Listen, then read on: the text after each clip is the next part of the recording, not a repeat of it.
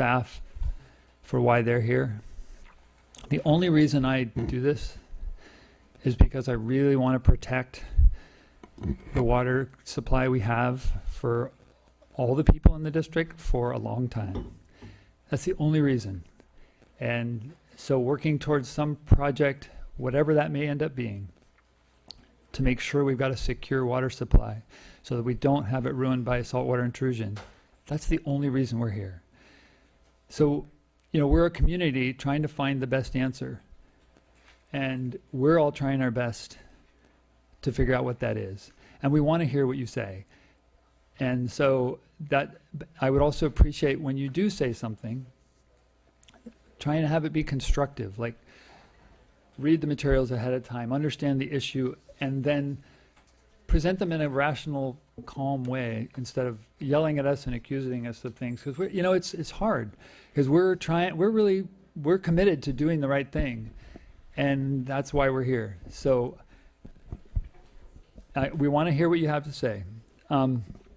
So during oral communications last time, we had some unanswered questions and some misconceptions that we're going to address during oral communications. And then also during oral communications time, that's going to be on items not on tonight's agenda. So anything having to do with Pure Water Soquel or that project, that would be during that item, okay? So please, you know, respect that. And also just put in front of me, but I have not had a chance to read it. Just so you know, we've been trying hard to get an agreement with the city of Santa Cruz to get secondary or tertiary treated water so that we just can take any treatment of untreated, wastewater off the table. And so I haven't read it. We obviously have to make sure it's a fair agreement for everyone, but some work's gone on to try and get there from our staff and from the city staff and from our attorneys and from all of us. And so that's where we're going. That's all. And so that's all I have right now. Well, I just wanted to add, I think for the entire board, we don't want to have a sewage system either. We want to make sure it doesn't happen. Because for one thing, it saves all of us $10 million to not do that. And it means that the system is a lot easier to run, and there's just reasons after reasons after reasons that we don't want that either. So we're working hard to try and make sure that does not happen. So with that, our roll call would show that Director Jaffe is not in attendance, and he is traveling, I'm afraid. There are no public hearings, so then the first item on the agenda would be the consent agenda. Well, I move to approve the items on the consent agenda. Okay. I'll second it. Moved by Director Christensen, seconded by Director Lather. All in favor? Aye. Aye. Opposed? All right. So it is time for oral communications, and before we get too far on that, I also wanted to mention that there's a Water Awareness Week. Ron, is it Water Awareness Week? Groundwater. Okay. Groundwater Awareness Week. Okay. So there was a little something you wanted to add. So usually the board does a resolution this time of year honoring National Groundwater Week, but we have a little extra special treat, easy on the eyes, visual, coming up, a little video that really in 2 minutes shows you what the main problem our community's facing. So, and then 1 or 2 slides after this. So Melanie, you want to hit it? Sure, I just wanted to let people know that these are 2 videos that Soquel Creek Water District created. They're short, 2-minute long. One is called Where Does Your Water Come From? And the other one is What is Seawater Intrusion? We're just going to play one tonight, but they're both available on our website if anybody is interested in seeing them.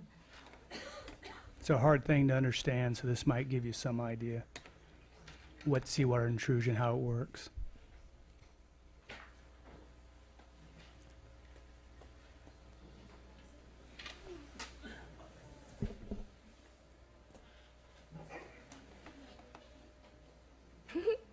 thinking about it. While we're waiting, I'll mention, since we're talking about televising, that all the meetings are televised and that they are live via live stream at livestream.com. So Or Ustream. it says livestream.com.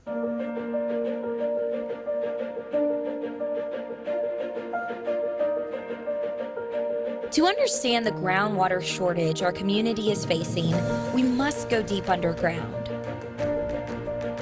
Here at several hundred feet below the Earth's surface, the groundwater that people in the Soquel Creek Water District use is stored between rocks and sand. Rainfall seeps into the groundwater aquifers and slowly flows underground to the ocean, or returns to the surface as a spring or directly into a river before reaching the ocean. The fresh water underground creates a buffer near the shore where fresh water and salty ocean water meet. When wells draw more water out of the ground than is naturally replenished by rain, groundwater levels begin to drop. Salty ocean water moves inland and mixes with the fresh groundwater. As seawater moves inland, wells that once drew fresh drinking water become salty and unusable. Soquel Creek Water District. I'm sorry, you guys, it's like stuck. Sorry. We're not buffering quick enough, but we have a couple slides that may help. It's gone. Is stored between rocks and sand. Rainfall seeps into the groundwater aquifers and slowly flows underground to the ocean, or returns to the surface as a spring or directly into a river before reaching the ocean. The fresh water underground creates a buffer near the shore where fresh water and salty ocean water meet. When wells draw more water out of the ground than is naturally replenished by rain, groundwater levels begin to drop. Salty ocean water moves inland and mixes with the fresh groundwater. As seawater moves inland, wells that once drew fresh drinking water become salty and unusable. Soquel Creek Water District has detected increased salts in several monitoring wells along the coast. We take this problem very seriously and are determined to prevent any further seawater intrusion into the groundwater. We are working hard on multiple solutions to protect our community's groundwater supply, including finding new water sources and helping the community continue to use less water.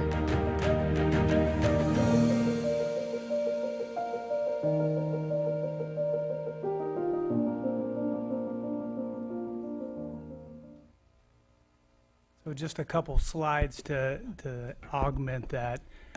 After the last meeting, we were told that people don't. Why are they even talking about a solution when we haven't conveyed the problem maybe well?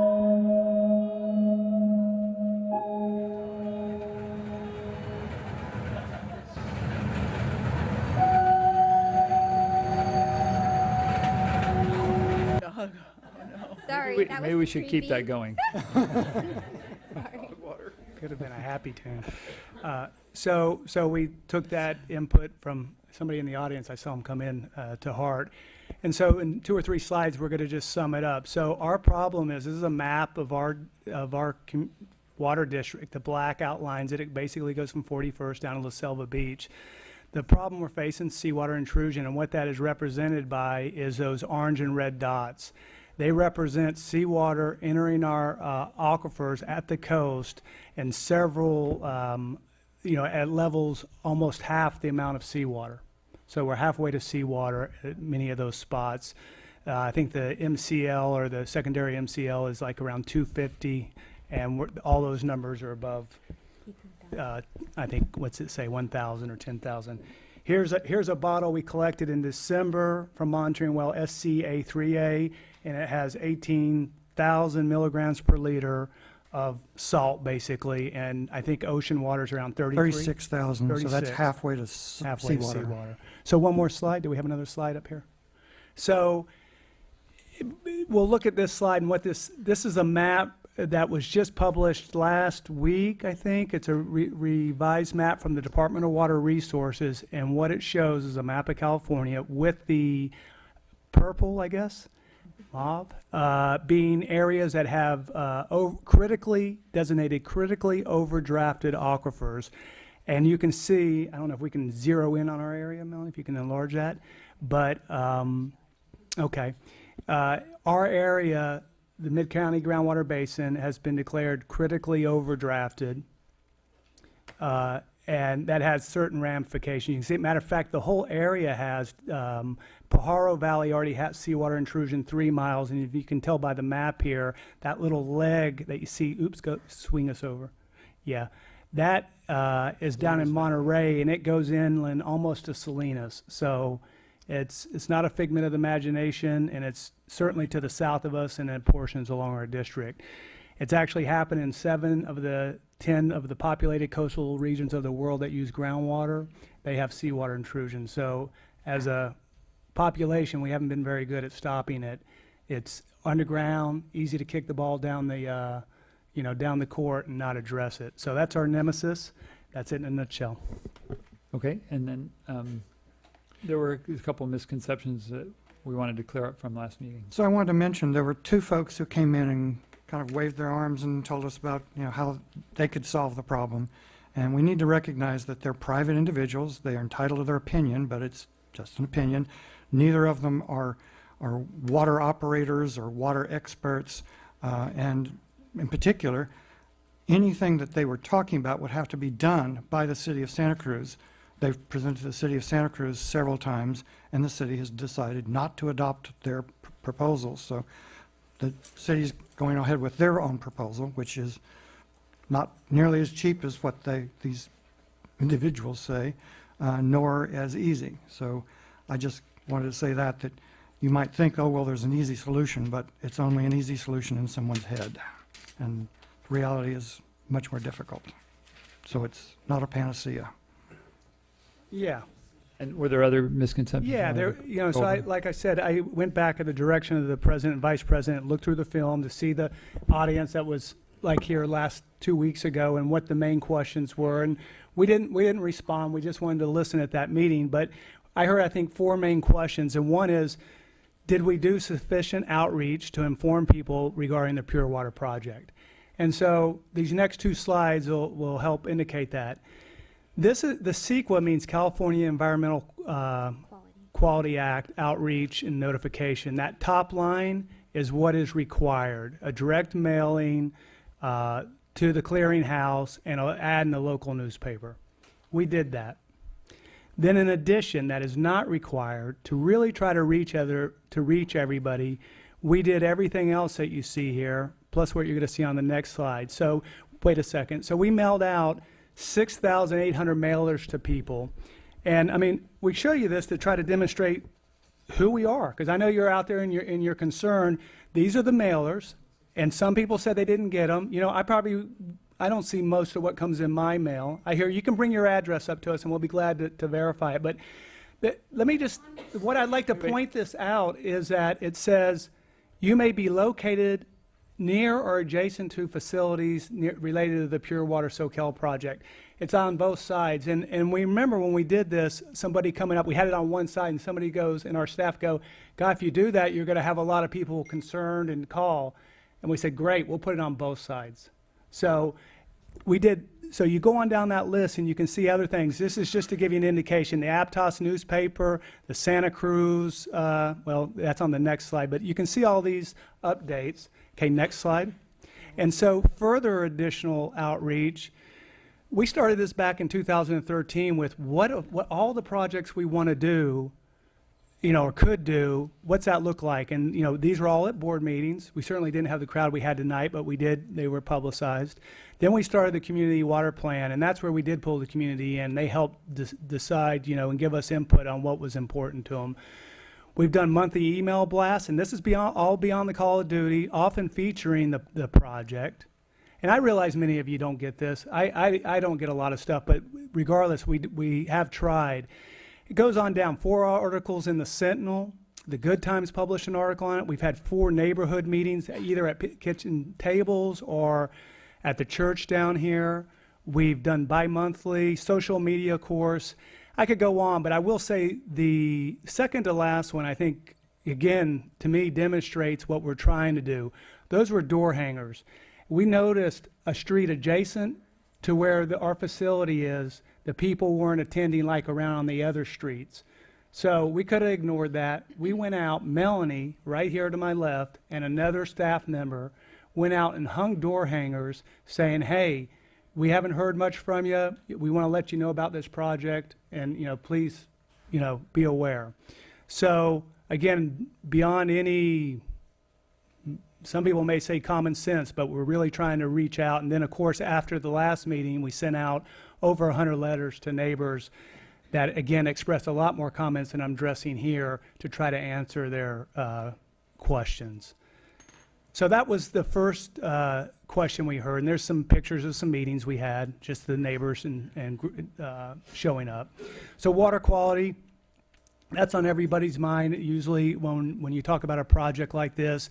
And that is the critical component in our mission statement, is to provide high quality water, in a sustainable manner.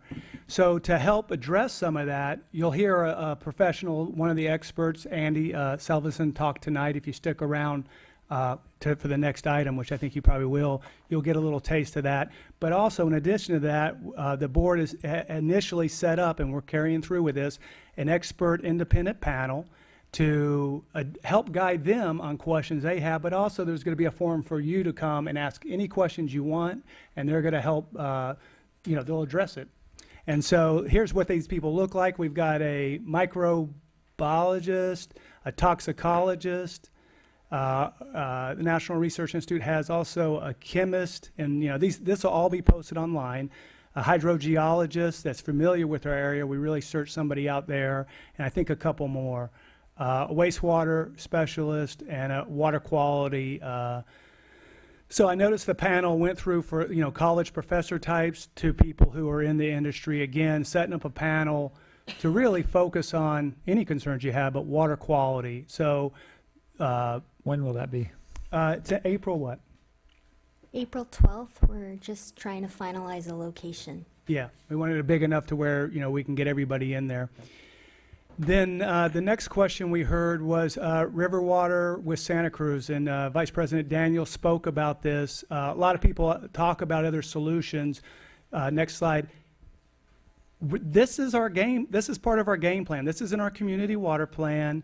Look where we are in 2015, where we need to be by the state mandate in 2040. Otherwise, they're going to come down and just cut everybody back, cut everybody back in their water use.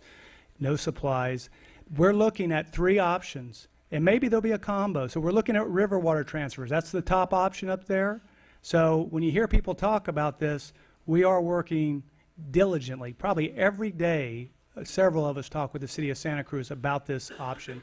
River advanced purification is the other one, and then desalinization, whether we can get water from down in Moss Landing area. If they put a desalination plant, we would pipe it up here. So we have 3 options. Our strategy is to move these across, and whatever combination or one proves to be the best is the one the board is probably gonna choose. One more slide. Just to emphasize the river transfers, so we're doing business. This is a contract we did like 2 years ago to start a pilot for 300 acre feet, enough to serve a couple hundred households per year.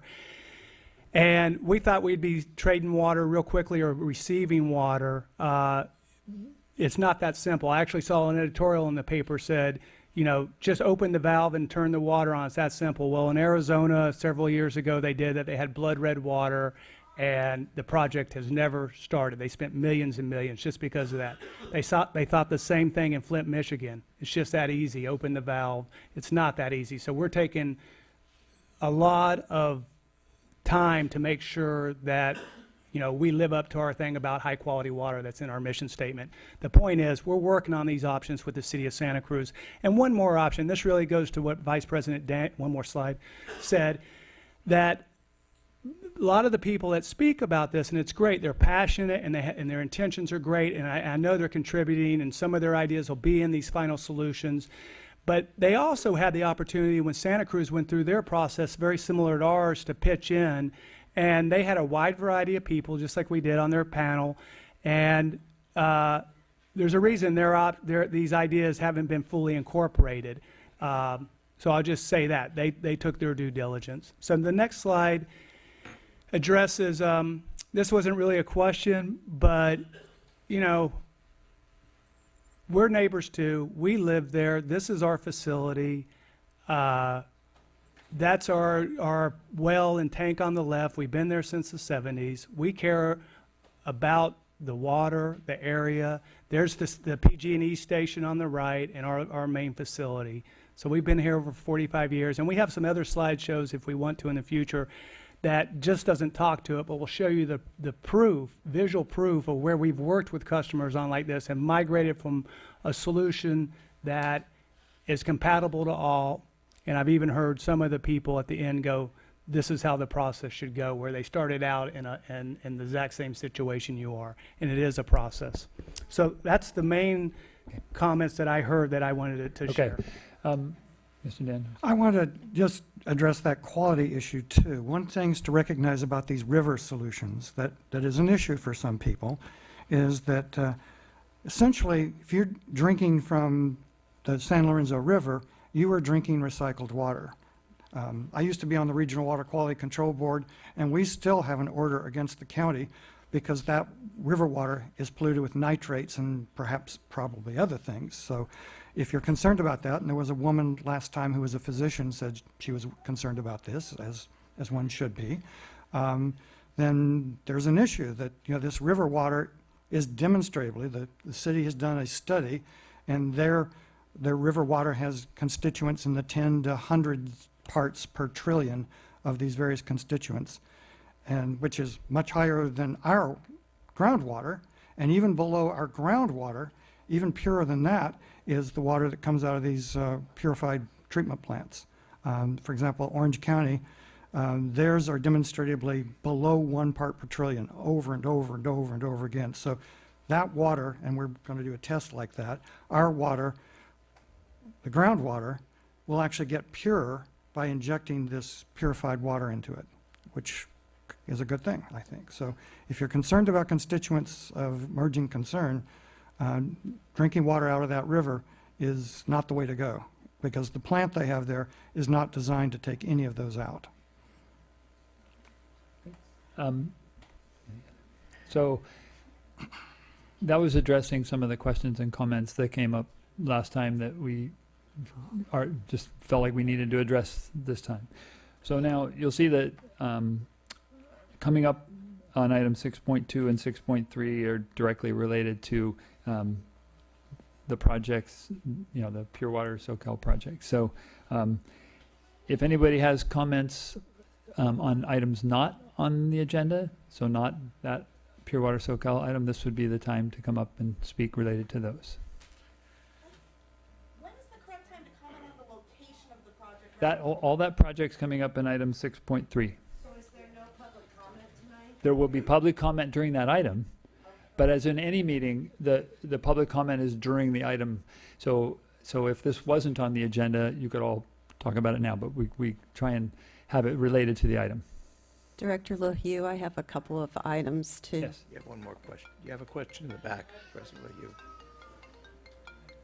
Back there to the right. Yes. I'm unclear on what is on the agenda and what isn't, so I don't know if my Okay. comment is appropriate here or On the not. screen. So it's Pure So, Water Soquel it is, on the agenda, yes. and that means aquifer recharge, the entire subject of aquifer recharge. That would be the best time to talk about it because there's 2 items related to that. Yes. So meaning later. Not that much later. Won't be long. Maybe 10 minutes.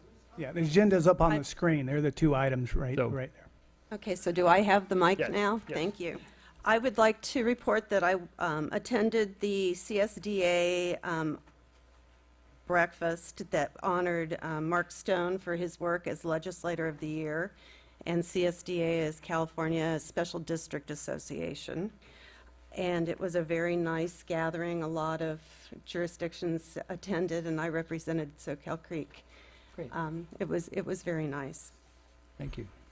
The other thing is that next week I will be attending the Water Environment Federation conference in San Francisco as part of my day job.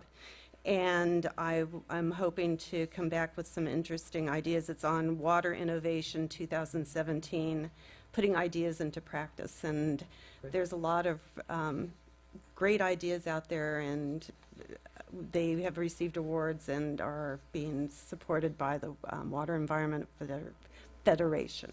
Great. And that's about it. Thank you, Carla. Today I went to the County of Santa Cruz's Stormwater District 5 meeting. It lasted about 10 minutes. However, we had a really productive meeting with John Presley after the formal meeting, and to discuss prioritizing a lot of the storm drain failures that you've been maybe observing around the county. You know, there's a big pothole over by the Seacliff Beach ticket kiosk, for example, parking lot at New Brighton Beach. These are stormwater drain failures, and it's a pretty mundane, a boring function, but it's something that has been neglected over the years, and it might be critically affect water mains. If we should pay attention to it. Stephanie Harlan, who's the mayor of Capitola, was the new delegate to the Stormwater Committee, and she got a plan. She gave me a copy of the plan that they did in 2013, and it might be worth re-looking at that to see if there's any potential compromises. They said there are what do you call the ducts? The pipe failure. There are potential pipe failures throughout the county, and including our district. So it was just so it was a very worthwhile meeting. Good. Thank you. Victor. Yes, be speaking to the microphone. Yeah, I had one thing to mention. As you probably know, some of you, I am our representative on the TAC, the Technical Advisory Committee for the groundwater model that we're doing together with the rest of the members of the agency. And today we're talking about how do we calibrate it? It's a complicated model. It goes from the trees and bushes to the soil to the layers that go down all the way to the bottom of the aquifers. And so calibration is going quite slowly because it's so complicated. And some parts are working well, and some parts are not working very well at all. And so it's still going to be some time before we get it working enough to start really seriously using it. So that's the current status. Okay. That's it. All right. So since all the rest of the people must have items that are on that related to Pure Water Soquel, we will just move on to special boards assignments status report.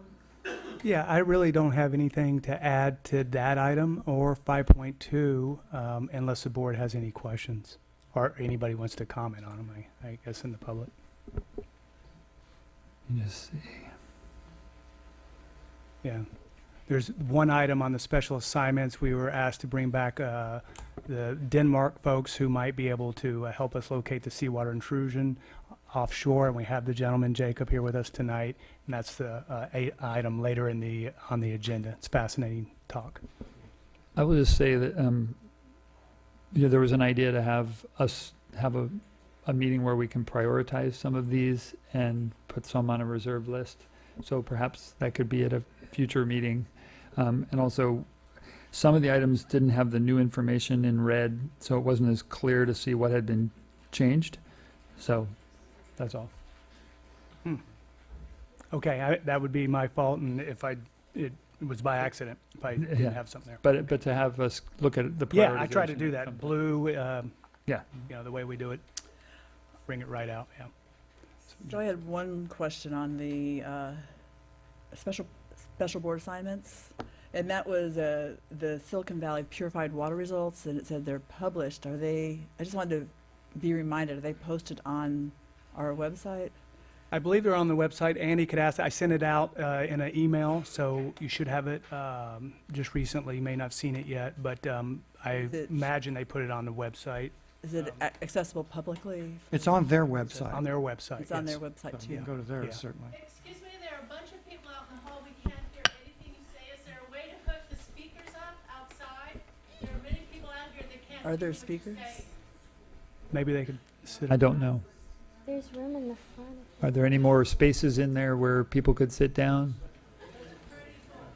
Can sit on the floor, maybe. Well, there. Talk into the microphone, please. I was just wanted to see if there's any spaces left in the chairs that people could scoot over and make room on the edges if there are any. Can we take the wall over on that side on the photo? Sure, Sure. that's fine. Yeah, it's fine to be along the wall. If you can, I want everybody to hear. So, one item I wanted to also mention. I'm not sure how to. Okay. Under the board calendar, for those of you that don't, if you didn't look at that, there's a meeting of the Mid-County Groundwater Agency on March 16th at Simpkins Swim Center. Yep, there it is. All right, so the next item is item 6.2. And this will... Yeah, so we have a great presentation by Andy Selvison. He'll be up here in a minute. And while he comes up, I'll just say that, again, that little diagram up there, I know everybody's focused on Pure Water Soquel. Oops. Not yet. Thank you. And there again is the district's overall strategy in a nutshell. In case you're wondering, what all are we really up to? Well, we're trying to reach water supply sustainability. That's on the right side of the equation there. And how we're achieving that is through water conservation. That's our cornerstone. That's what every one of you probably out there have been doing, and you've been rock stars about it. You got some of the lowest per capita water use anywhere in the state. And the second to that, what we do is optimize how we pump our wells so we draw the least amount of seawater intrusion possible. And we've seen some graphs recently that indicate that that's working quite effectively. However, unfortunately, that's still not enough. We have to find a supplemental supply, and so in that blue bubble there, what I presented earlier are the three options we're looking at in tandem or separate, but water purification, river transfers, and desalinization. So that's our large strategy. And then I'll introduce Andy by just saying, I mean, this guy, this is what he does. He's lived this. I'm going to have to read this. He's an expert in water reuse. He was appointed as an expert in developing guidelines and regulations for water use in Nevada, New Mexico, California, internationally for the World Health Organization, and in Australia. And he's led million-dollar efforts, research efforts in treatment and water qualities for different nonprofits. I could go on, but he is a consultant for us. That's why we hired him. You do have an independent panel coming up in April, as we discussed. But he was in the area, and we thought he offered to give a little overview of what's going on in water reuse, touch on water quality. And because this guy has been involved with several facilities, he's a guy that's touched them, been there, and he'll provide some perspective on that. So Andy, thank you, and please take away. Before, Director Daniels wanted to mention one thing before we... Well, actually, two things. The April 4th meeting, we're having a report on deep water desal. That might be of interest to folks. That's the other supply alternative. We have not had an update for many months now. So, and secondly, Rosemary Menard will be here the meeting after that. That's right. To update us on the transfer idea. Right. Thank you. Okay. So those are both of interest. April 4th and 18th. Yes. All right. Directors, engineering staff, public, good evening. I should say one thing that's not on my bio is I grew up in San Jose, a San Jose State alumni, and this was my weekend hangout for many years. So I'm pretty familiar. I go way back with this area. I'm also based in Walnut Creek, California, so it's not very far. So today I was going to talk about California potable water reuse, provide an update on regulations, projects, water quality. It's about a 20-minute presentation. Do you want us to do the slides, Andy, or do you want to So, go for it? No, Go. that's too bad. Go. So start with a few definitions on what is potable water reuse. And for perspective, you look at one example is in the city of San Diego, where this is the urban water cycle. If you look at the graphic, the wastewater starts at the home, it goes through wastewater treatment, purification, then it goes to a surface water reservoir, to a water treatment plant and back to the community. So that's one example. Another example is groundwater recharge projects with purified water, as shown in this graphic here, where the wastewater goes through wastewater treatment, purification, recharge, and then months to years later, that water is extracted as potable water. Examples of that are Orange County Water District and the West Basin Municipal Water District. So the California experience on potable water reuse, it is the global leader on this topic. It's seeing substantial use and expansion.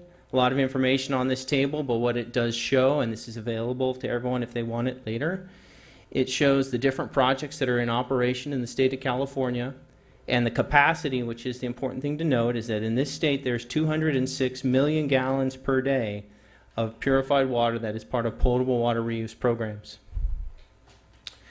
And if you look at where the state's going now, where we've had 7 years of a mega drought and then we had flood conditions, is that we need reliable water supplies, and that this map shows the projected future projects and the existing projects in the state.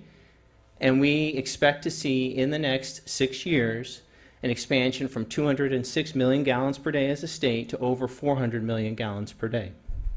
All part of trying to meet a sustainable water supply for the people of this state. So there's two flagship projects that are often referenced.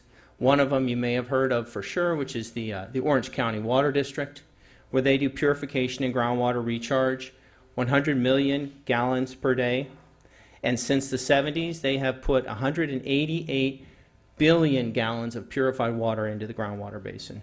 Another project, Water Replenishment District, also in Southern California, uses advanced treatment, and they spread the water instead of inject it. And they've put 473 billion gallons of water into the groundwater basin since the 60s. Those projects have been highly successful and protective of public health. So speaking of health, a few updates. So the current potable water reuse framework in California, groundwater recharge projects, there's formal regulations approved in 2014. All past projects were approved on a case-by-case basis. Surface water augmentation, that's the San Diego type project. Regulations are in development. We expect them soon, but it will result in the same level of public health protection as groundwater recharge. So one of the items that people get concerned about are CECs, compounds of emerging concern, hormones, pharmaceuticals, personal care products. They're in our water, they're in our wastewater, and this is because they're coming from us. So this is one graphic, and what we find is that they're in the water supplies that you already have. On the left of this table is a list of CECs, and then I'm highlighting the next column, which is health screening levels. So the levels that we find in water are well below health screening levels, but they are there at low levels in the nanogram per liter level, whether it's compounds shown there in the cells well, treated wells, or the raw water. The Altiva well also has a few CECs. Now let's go over to Santa Cruz, and this was published by the city of Santa Cruz. Same deal. CECs are found in most water supplies, and they're in the Santa Cruz water. So the list of them is shown on the left. It's hard to see, I know, for a number of you, but these materials are available. And you can pick out things like sucralose. We know what that is, right? And there it is in the water. We can pick out caffeine. And again, there it is in the water. So our water supplies are not pure, but we work very hard as an industry to provide water that is well treated and again is protective of public health. So the National Academy of Sciences addressed this directly, and in 2012 they concluded that a well-engineered potable water reuse system provides equal or higher quality water than conventional water systems. So they looked at a range of CECs. Again, I'm highlighting them on the left. They said, what is the risk-based action level? Where is this become a health concern? And those are pretty high numbers. And then they looked at the numbers that are in purified water, and it's either non-detect or extremely low part per trillion range. And they said, what's the margin of safety? So those are orders of magnitude safer than it needs to be based upon these purification processes where they use a lot of multiple barriers. So that was a very good finding from the National Academy of Sciences. And if you go out to these facilities, whether it's a demonstration system like Ventura, California on the left, or Orange County Water District on the right, you find very little CECs in their purified water, much less than you find in most water supplies. So let me highlight something that's very common when you get your water reports from any water agency in the state. They'll list the chemicals that are in that water, and you will find disinfection byproducts. They're in all water. So I want to take a moment and compare those, because those are the numbers in water supplies that come closest to the regulated value. So if you look at Soquel Creek Water District, and you look at two disinfection byproducts shown here, trihalomethanes and haloacetic acids, you'll see that the concentrations in the water are in the microgram per liter level, and they, in some cases, they're half or even closer to the regulated value. Santa Cruz is no different. Detectable levels of trihalomethanes and haloacetic acids. Now let's look at the bottom. Here's your purified water, and if you cross-check the numbers, you'll see the purified water numbers are lower and sometimes substantially lower than the disinfection byproducts in your potable water. Now there's one at the bottom there I highlighted, which is NDMA. It stands for a very long chemical. NDMA is regulated in potable water reuse projects because there's a higher level of protection and barriers and essentially being more careful on potable water reuse projects. NDMA is not regulated in drinking water facilities currently. What chemical? N-nitroso-dimethylamine. And there's a large group of them called nitrosamines. So if you were to look at the water supplies, what you would find is NDMA is frequently a lot higher in potable waters, and the state of California is looking hard at regulating NDMA in potable water supplies. But potable water reuse projects are ahead of the game. Now I want to take a little bit and talk briefly about energy. I've been quoted, and rightfully so, that potable water reuse takes energy, and it takes a good amount. But I want to provide some perspective. So first, let's start with some numbers. If you look at two water supply options, potable water reuse and seawater desalination, look at the energy used here, and this term is kilowatt hours per 1,000 gallons. The units don't matter. I want you to look at the differences. So you see that potable water reuse uses about 1/3 of the energy of seawater desalination. So from an energy standpoint, this is a good solution. Now I want to look at energy use per person. If you look at the energy on average used by people of this country, and you make that equivalent to a number of light bulbs that are running in your house 24 hours a day, 169 light bulbs for one person. Now I want you to put that in perspective with driving a car 42 miles per gallon, that's my Civic, 30 miles per day, 17 light bulbs, running a load of laundry in an energy efficient clothes dryer, less than 1.5 light bulbs, and purifying water for drinking for one person, 50 gallons a day, 0.2 to 0.26 bulbs per day. So the energy used for purification is very low compared to the amount of energy that's used per person per day.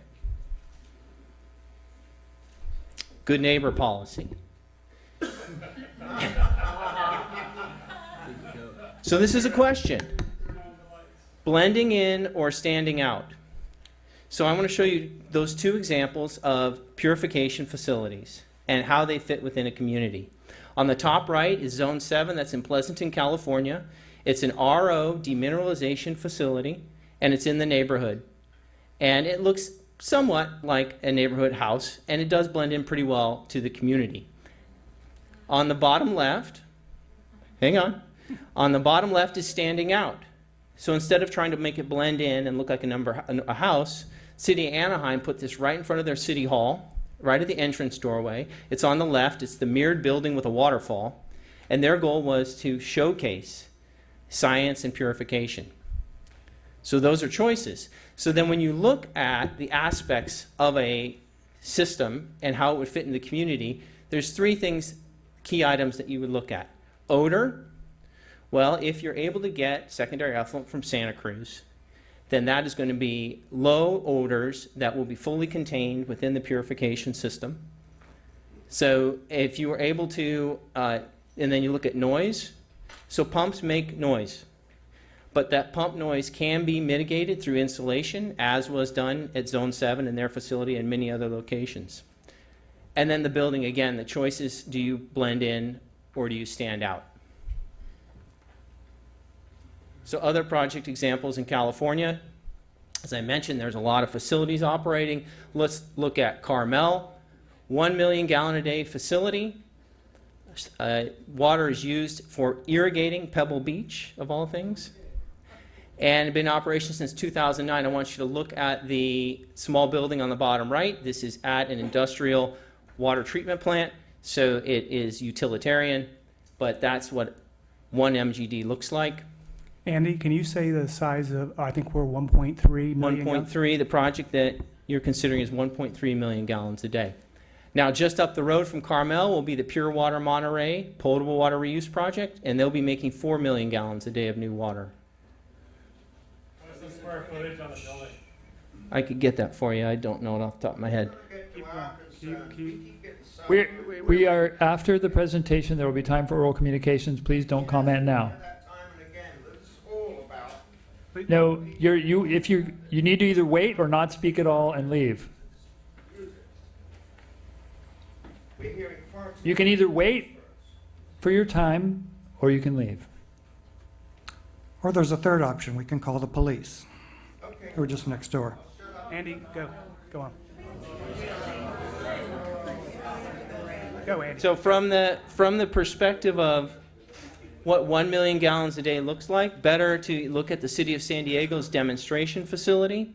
That's shown on the top right. On the bottom right is the mayor next to the reverse osmosis system. Keep in mind, San Diego is going from 1 million gallons a day shown here to 34 million gallons a day for their project. Santa Clara Valley Water District, one of your relatively close neighbors, depending on traffic and accidents on 17. The district there is purifying water for non-potable reuse, and potable water reuse is in their near future. 8 million gallons a day. They've just completed 12 months of extensive testing. All those results are on the Santa Clara Valley Water District's website, so you can look at how it performed with all the CECs, pathogens, etc. I'll tell you that it met the state standards. Los Angeles, this is their latest project. Ribbon cutting was in the rain last month, and it's important to recognize that the rains do not solve everything. Los Angeles is on the coast. They're worried about groundwater, seawater intrusion. And as the mayor said, we may be seeing a wetter winter this year, but LA is still in a historic drought, and saving water is as important as ever. Ventura. Now, one of the things that this district here is doing is looking at doing a demonstration facility. And what might that look like? Well, here was Ventura's demonstration facility. It was designed with full-scale components so that the public could come and see the water. And if they wanted to, they could sample the water. Significant media coverage and outreach. There's Sid Garcia from ABC News. National Public Radio was there. NBC, CBS, they were there. And what we learned through that project is what we've learned internationally and nationally is that once people understand the quality of water and they see the treatment, they recognize the safety of it. And so with Ventura, is very much the case there, is that after we have worked through and shown them the water and shown them the science and the data, they understand and support the project. And in this case, almost 70% of their public supported the project and 9% were against it. And what you see is this applies here as well. So in 2015, with this district, a phone survey results before and after learning about the purification process, 59% supported the project before they learned about the details of purification and water quality, and 77% after, and that is consistent with what we see.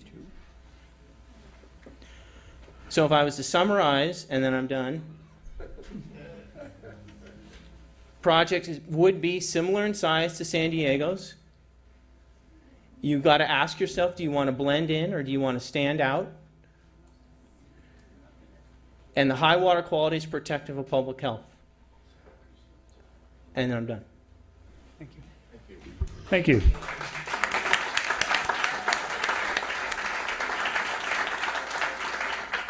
So I realize that there's another item next on the same subject, but a different aspect of it, but it's fine. I mean, I have a feeling people want to have a chance to be heard now, and that's fine.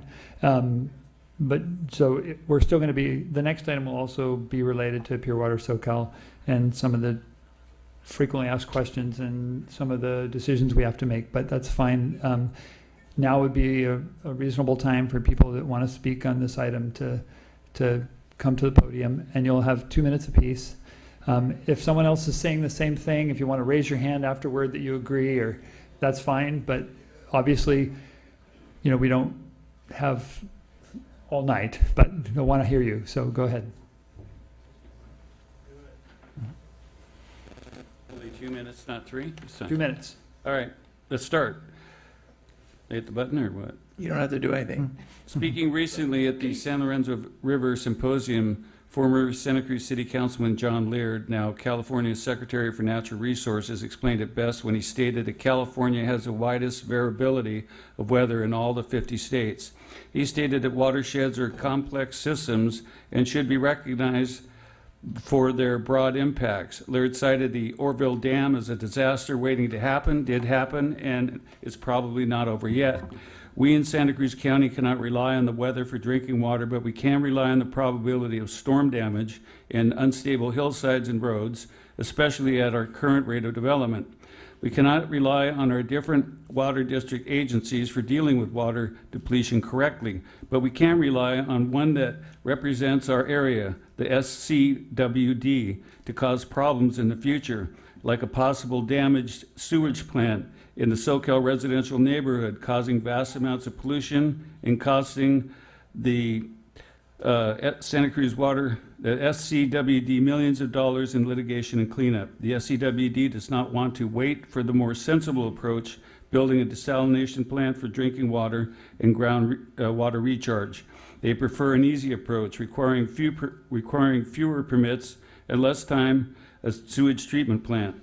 They believe that the recharge of the 1,500 to 2,000 acre feet of water required to return back into the ground each year is now up to the customer to pay back this 30-year water deficit. A desalination plant could provide both drinking water and groundwater recovery.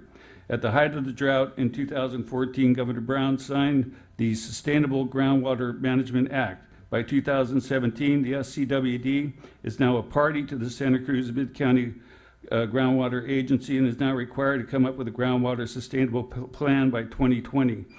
Right. Thank you. You're welcome.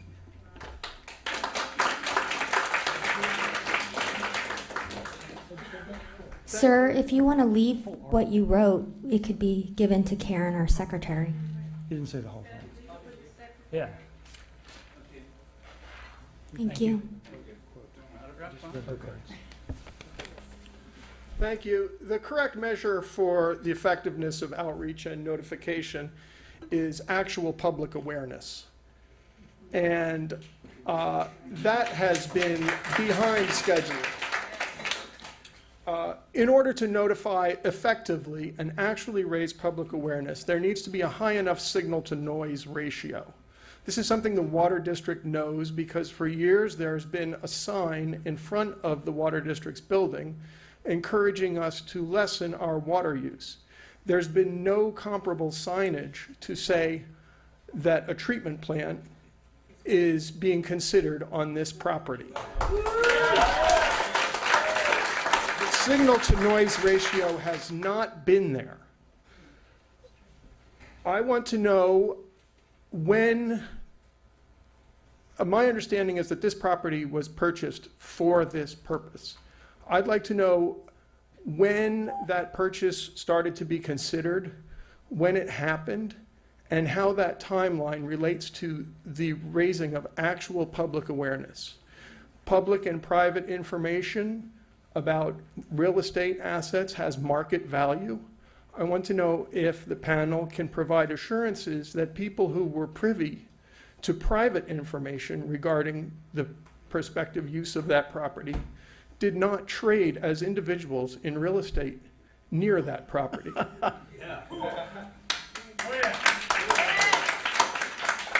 I live less than 200 feet from the property, but no door hanger was on my door. That's all. Thank you.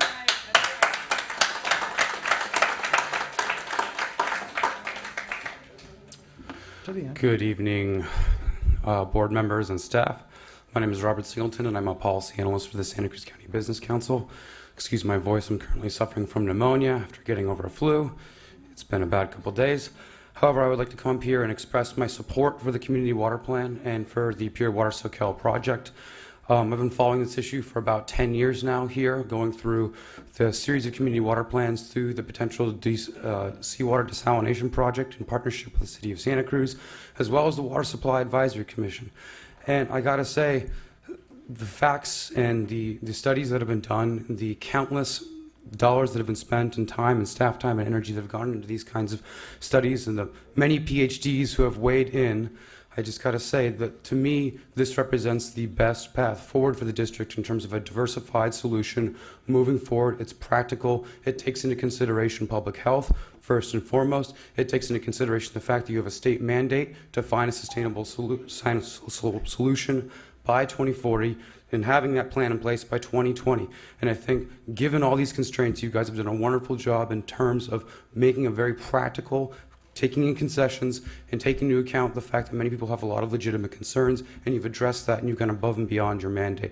So I know that tonight's going to be a very difficult night for you, and so I just want to express my condolences, and I do not envy your job tonight, but that I do believe you are on the right track, and so I support the project, and I think the business community also supports the project, because the idea of not having a sustainable supply of water and not planning for it and to have any kind of jeopardization of saltwater intrusion on our wells is simply unacceptable. So thank you so much. Thank you. Thank you.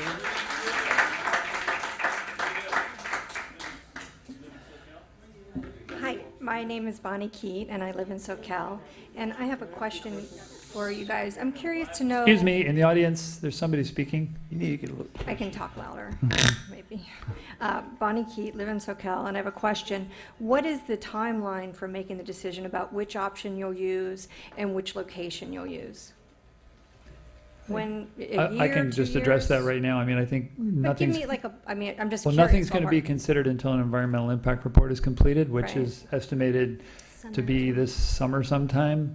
And that's just the draft. The final That's would be the a year, draft, a year and from then- now. Okay. And then there'll be a public comment period, and then we'll be looking at what the other options are at that point. Okay. I wanted to echo the sentiments said before me, and thank you for your service. I don't envy your position right now.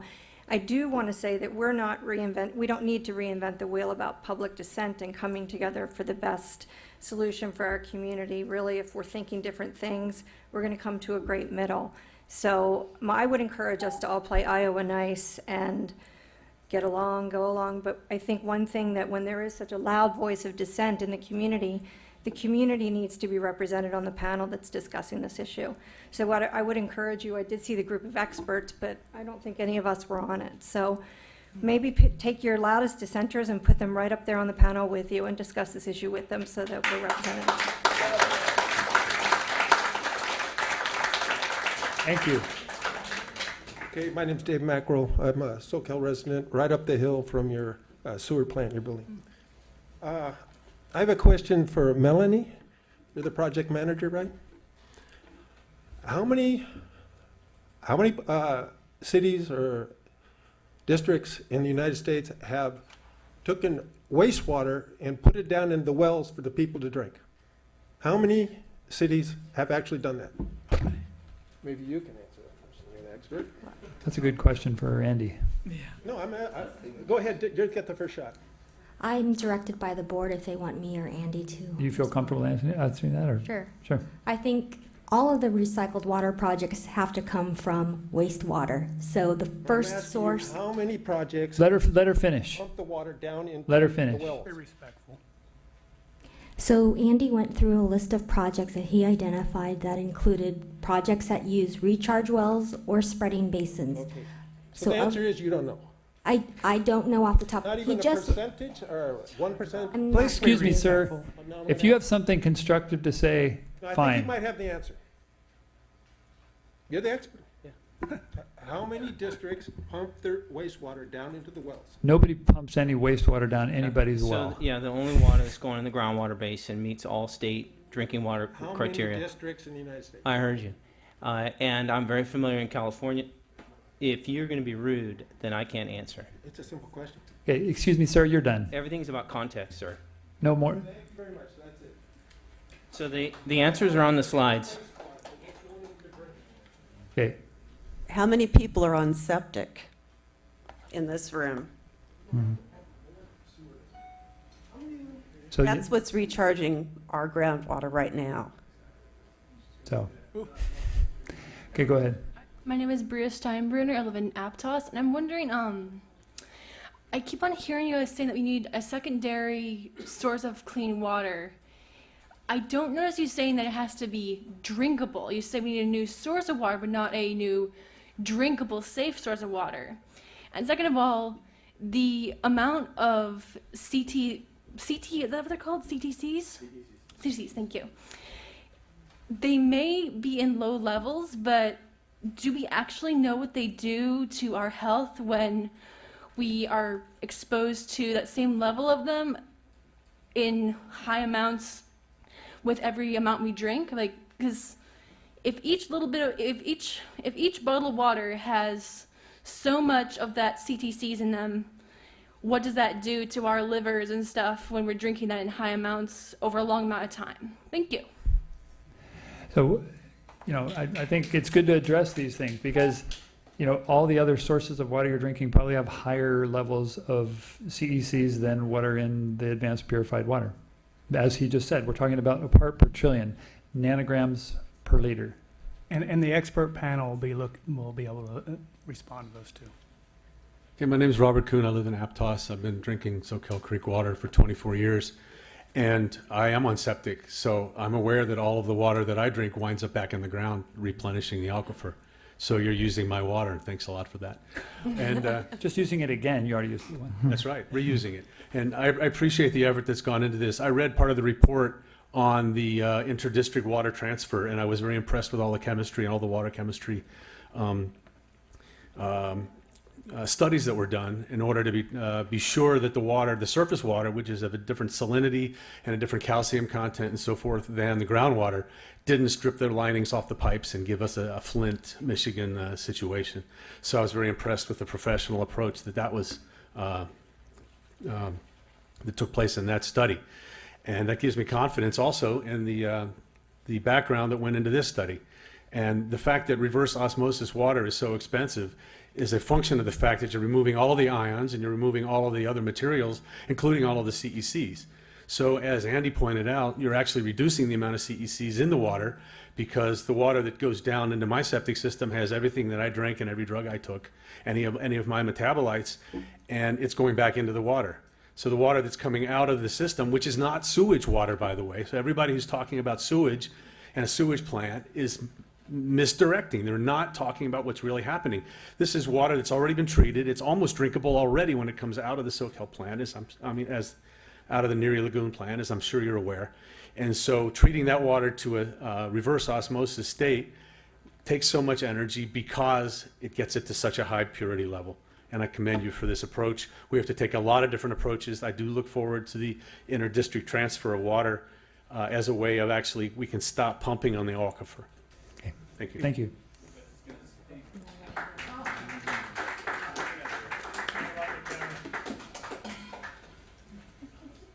Bob Mentali, I'd like to talk about this.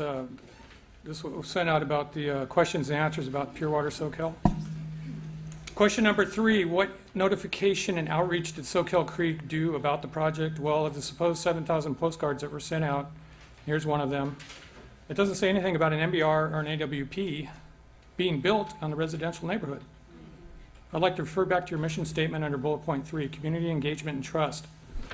Establish and foster excellent relationships with the community, engagement and trust. Communication with our customers, key stakeholders, and community to build trust in our agency. How can you build trust without telling the whole truth?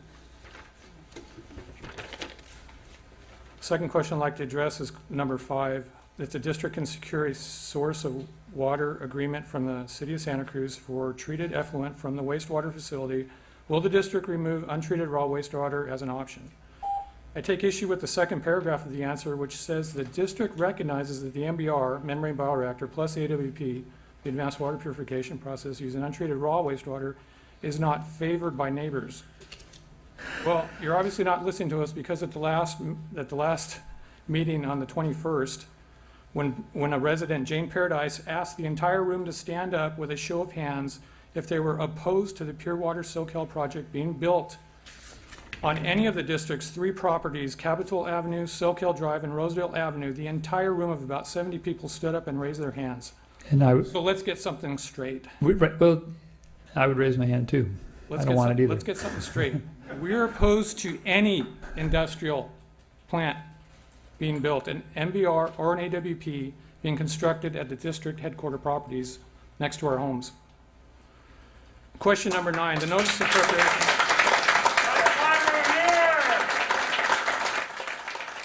Understand. Question number 9, the notice of preparation study that was prepared for the district. Thank you. Please be respectful of everybody else. May have significant effect on the environment. And an EIR, environmental impact, must be prepared. Well, what does this mean? Well, why don't you talk about the page of the NOP, the last page, 2-25, where it says this project's potential Your time's up. degrade Sir, the please be quality of the respectful of environment everybody and else that result wants an in opportunity to cumulatively present tonight. Please, You be can leave that respectful. for us, Bob. on We- humans, Thank on you. humans. Thank you. You want to hand it in? Next, please. I want to have everybody have a chance.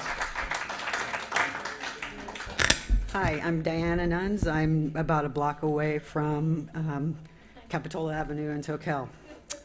I believe somewhere in 1978, there was a building moratorium proposed or to stop any further expansion of the Soquel Creek Water District and any further, anyway, building for the district because it would deplenish the aquifer, and I think we're seeing the results of that now. What will our quality of life be like when our water is polluted? To entertain aquifer recharge by mechanical means with reclaimed water is to risk contaminating our entire water supply.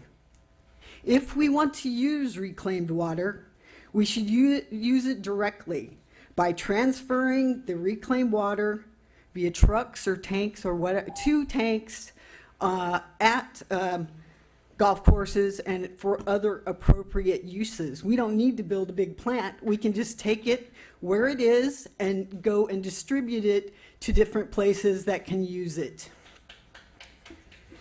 The best way to replenish the aquifer is to draw less from it and to leave it alone. And then, well, I guess that's all. Thank you. Thank you. Thank you.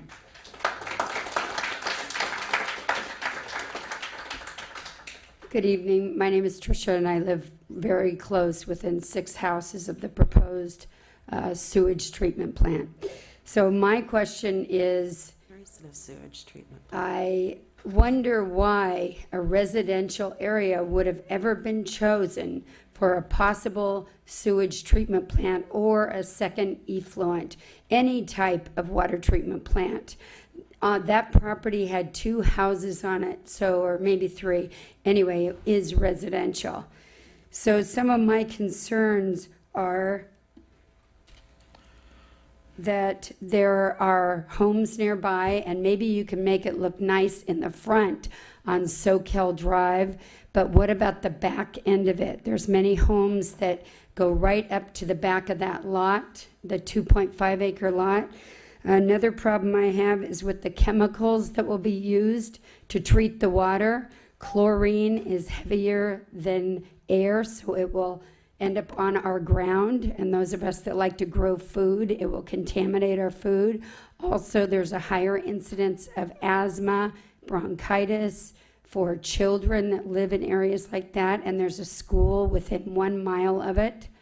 Another problem of mine is the noise. That area has a big bird population, and birds don't like noise, neither do bats, and neither do owls. That's going to affect all of our beauty of the neighborhood, and also the birds and the owls eat pests, which is helpful to us.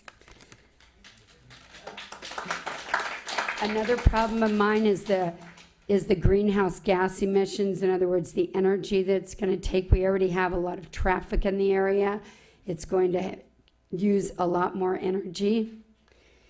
I think your time's up. Okay. Thank you.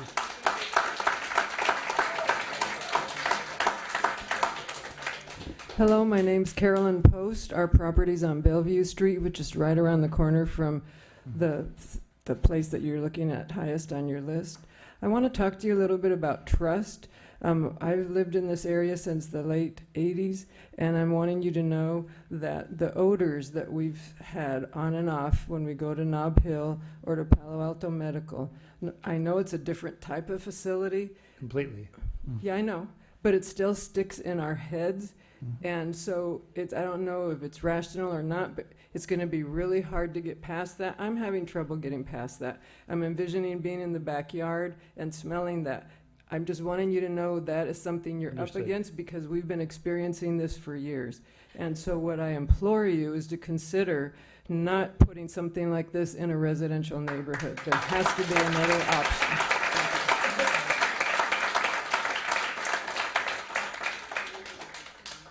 I'm not a public speaker. I live in Monterey Bay Heights. I've lived there since 1960. I would like to ask each and every one of you, where do you live? Because I don't think this would get in your neighborhoods. Sure. I have been to a lot of places that stink. What are you going to do to my property value? Nobody's going to want to buy my place and have it stink. You said in your little, that there's vibration. Is it enough vibration to damage the pipes from my house to the source of water? And if so, are you going to be liable for it? I want to still know where each one of you people live. So your concern about the odor, I think Mr. Salveson addressed that would not be necessary treating secondary or tertiary treated water to an advanced Is that purified what the state. people on Bay Street? That has nothing to do with that. So that is a sewage pump station, which just takes raw sewage that's got to get from the, southern part of our county all the way to Santa Cruz. Okay, so it's let an me open, interrupt it's an you open for 1 pumping second. of. Are you going to sign something for me that says my property values are not going to go down? That's our goal. Okay, then sign it. Then sign it. And I still have not heard where you folks live. Because I'll bet you wouldn't want this in your backyard. I would have no problem having an Well, advanced then water purified let's build treatment it plant. next to you then. If that was practical, I'd be fine with it. Yeah, me too. And where do you live? Why would I want to tell you?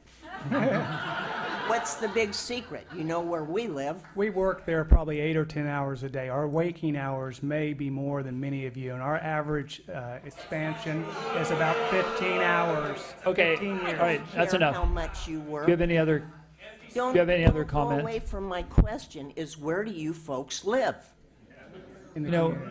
We live in the district. We live and work here. There doesn't happen to be any empty lots where I live. It's been developed years and years, decades ago, and so we live in a primarily residential district, just like we and do. I know exactly. This whole Soquel water district is residential primarily. It is hard to find an open space. You're not but listening to the people. We are trying to Okay, find next. a drought-independent, sustainable water supply.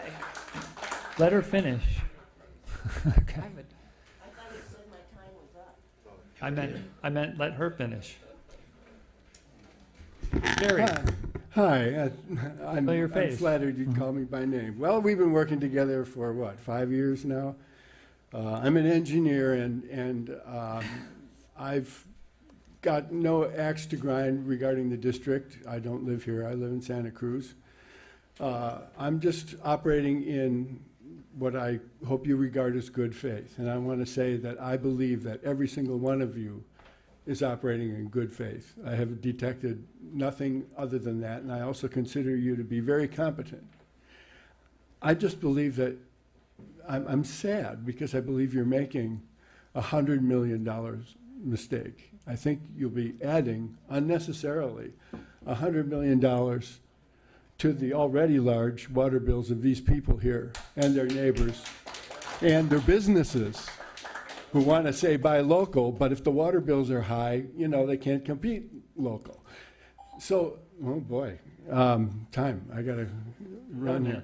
No, you got a minute. There's an alternative. I see the same pattern as in the desal days. I think you're in son of desal territory.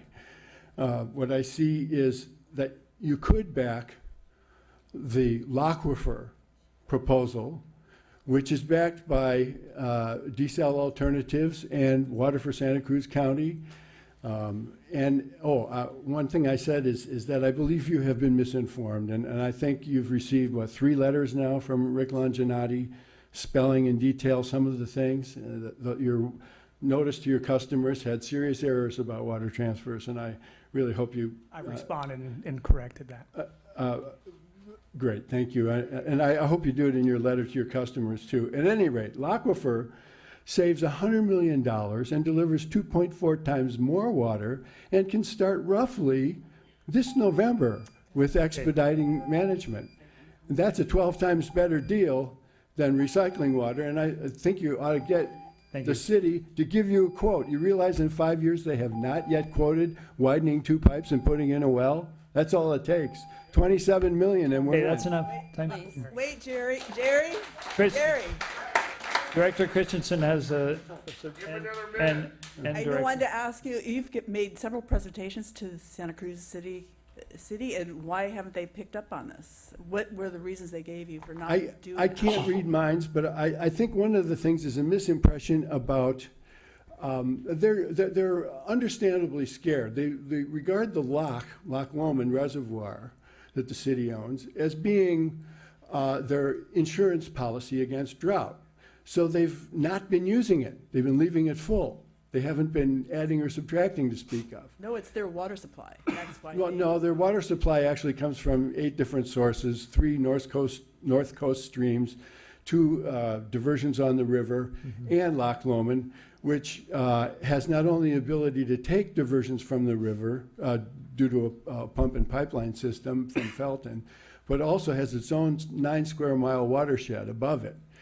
And then it has the Belts wells in Live Oak, which are very similar to your wells because they're in the same aquifer, the Parissima. And they have other opportunities, like above them are 3 water districts with wells that could send potable water down to the upper customers of Santa Cruz. That's part of the L'Aquifer proposal lately. If you've looked at old L'Aquifer, that wasn't in it yet. But honestly, if it were really that easy and cheap, then that would be a logical thing to pursue. Yes. Immediately, but yet it hasn't. It hasn't because it is far more complicated than what you're presenting here, and it's just very difficult to have a discussion on that if you keep saying the same thing every time you speak at the meeting without really providing enough data for anybody to evaluate. I'm happy to provide deep data. I'm happy to meet with you at your But it has to come pleasure. as a proposal from I know the a city. 3-minute format is And it really tough, has to you know. recognize that you have to convince Santa Cruz that it's a viable solution. We're working on it. They're improving their water supply. Last night at the Water Commission meeting on their CIP, the Capital Improvement Plan for several years in the future, they are improving their water quality at Graham Hill. They're doing serious spending their money, not yours. And so if you spend $27 million to get them... Cut this, excuse me, we need to cut this conversation All off right. and let other people talk. Thank you. Thanks for the opportunity.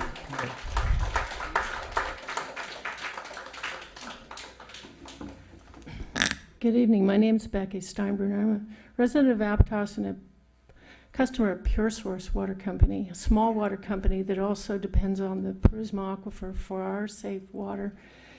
And I just want to say that I think, as I've told your board many times, because of the severity of the problem, you need to put on a moratorium, put on the brakes until you get this problem solved. And I also want to point out that you need to allow everyone who depends on the Parisma Aquifer to vote on whether this project goes through. This is my water as much as your water, as much as all the other private well owners, and everybody needs to have a say, not a protest vote, a Prop 218 ballot vote on whether this goes through.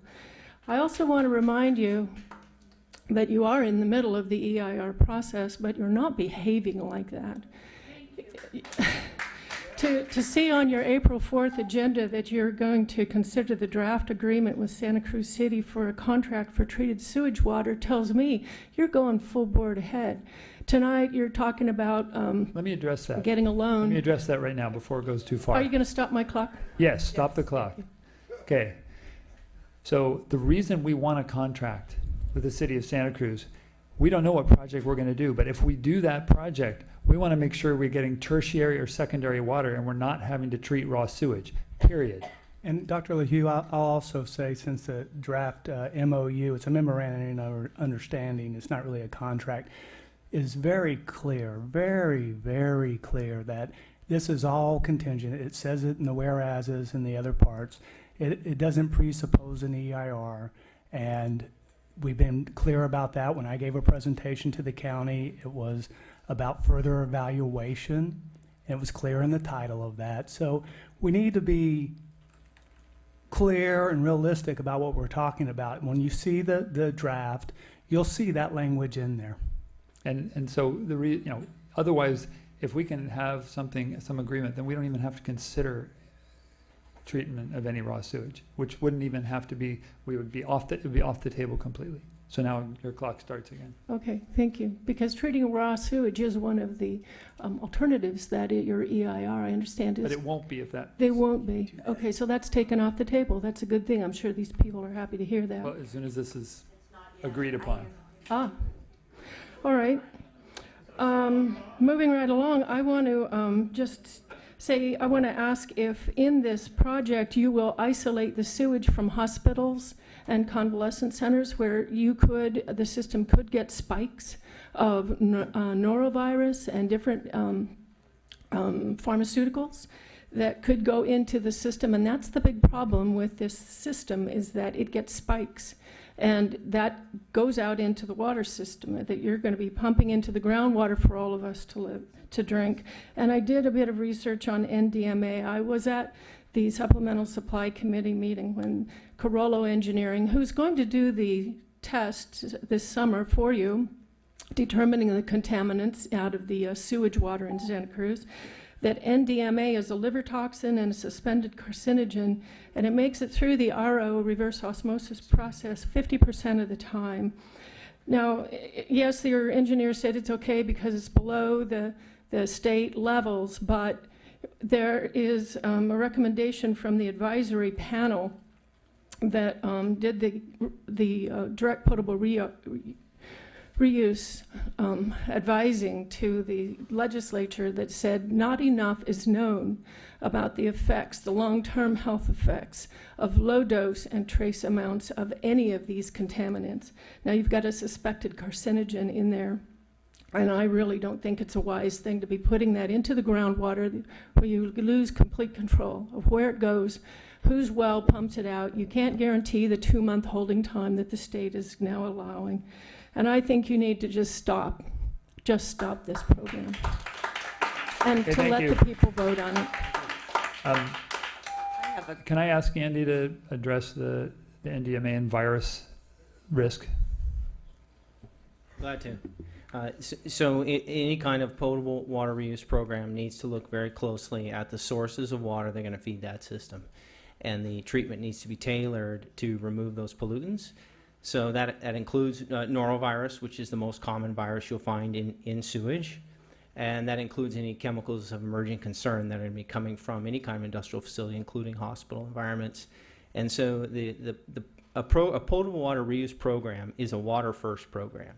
And so what happens in the collection system is looked at very closely. As far as NDMA goes, the slight misrepresentation of what I said, the NDMA levels are removed partially, not sometimes, by reverse osmosis, and then we follow that with a very high intensity UV reactor, which destroys the NDMA. So, and what levels do we target? We target the state's levels that are developed for potable water reuse, which are 10 nanograms per liter, and then we add an order of magnitude safety factor on top of that. So what you end up getting is non-detect NDMA concentrations in the finished water. And again, I'll point out that our potable water reuse regulations for any CEC including NDMA, are much more stringent than you'll find in your current water supply, any water supply in California, any water supply in the United States, any water supply in the world. It is the most stringent regulations for public health protection. Thank you. Could you also ask about the chemicals used in the process? Oh, there was a mention of chlorine, and that was several speakers back, and that was in reference, I want to be very clear, the concern there is referencing chlorine gas, which is not part of this process whatsoever. The only type of chlorine that's used in these purification facilities is your household bleach that is used to clean the membranes, and it is no different than a liquid chlorination system that is used on drinking water systems. It is not chlorine gas. So there is no risk from a gas hovering above the ground and causing any kind of illness or harm to the community. Thank you. Hi, my name is Nancy Stucker. I'm a resident of Soquel, and I haven't heard tonight anyone say that many people are here just to tell you that we don't want an industrial plant in a residential area. We understand that we need to replenish the aquifer. We're residents, we're homeowners. We know the danger. We want that done. We want to have a safe water source. But we're asking you to look at the other sites. I think it's wrong to buy a piece of property and then to schedule a comparison study. And the comparison study has sites on it in industrial areas that are that were appropriate for secondary and tertiary treatment, water treatment. So please go back and look at those sites, and please take it out of a residential neighborhood and think about the process of buying the land and then scheduling the comparison and then doing an EIR. Is it only on that property you're doing EIR? Do one on the industrial property.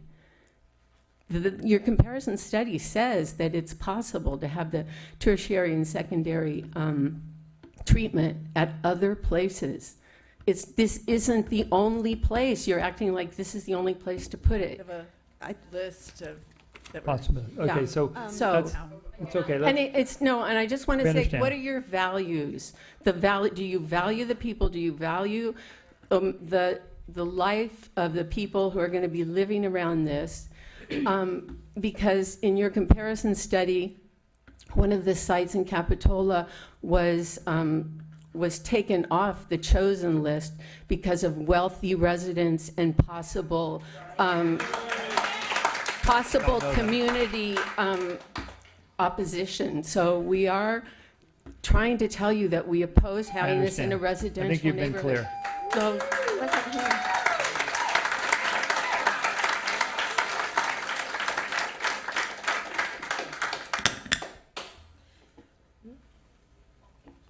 I wrote a 3-minute letter because that's what the flyer said. So I'm going to try to excerpt from it as much as I can. So I saw this notice in the Capitola Soquel Times that talked about the Pure Water Soquel project, and it said nothing about the locations. And the only reason I put 2 and 2 together was because one of the neighbors in our neighborhood had posted flyers urging people to comment on this project, and the comment period dates were the same as the comment period dates in the Capitola Soquel Times. That's the only way I found out that this was happening, a block and a half from where I live.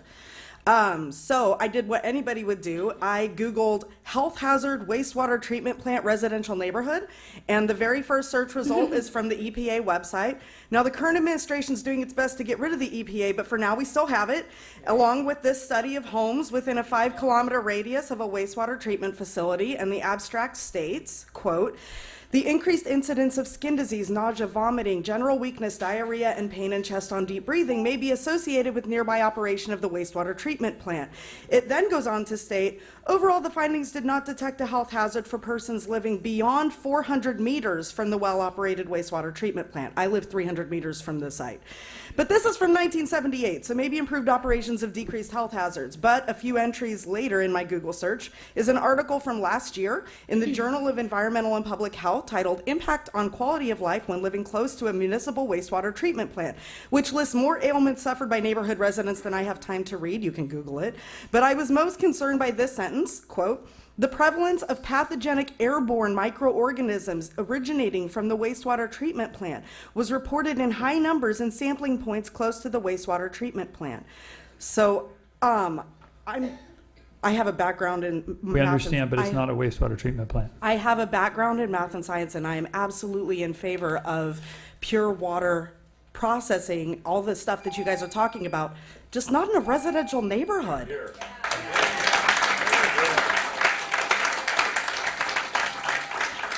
I just want to clarify, though, that this is, you're looking at Google searches on a wastewater treatment plant, which is not what we're talking about. So, no, that's,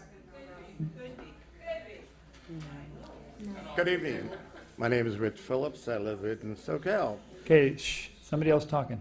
It's very interesting. I've listened to your open comments.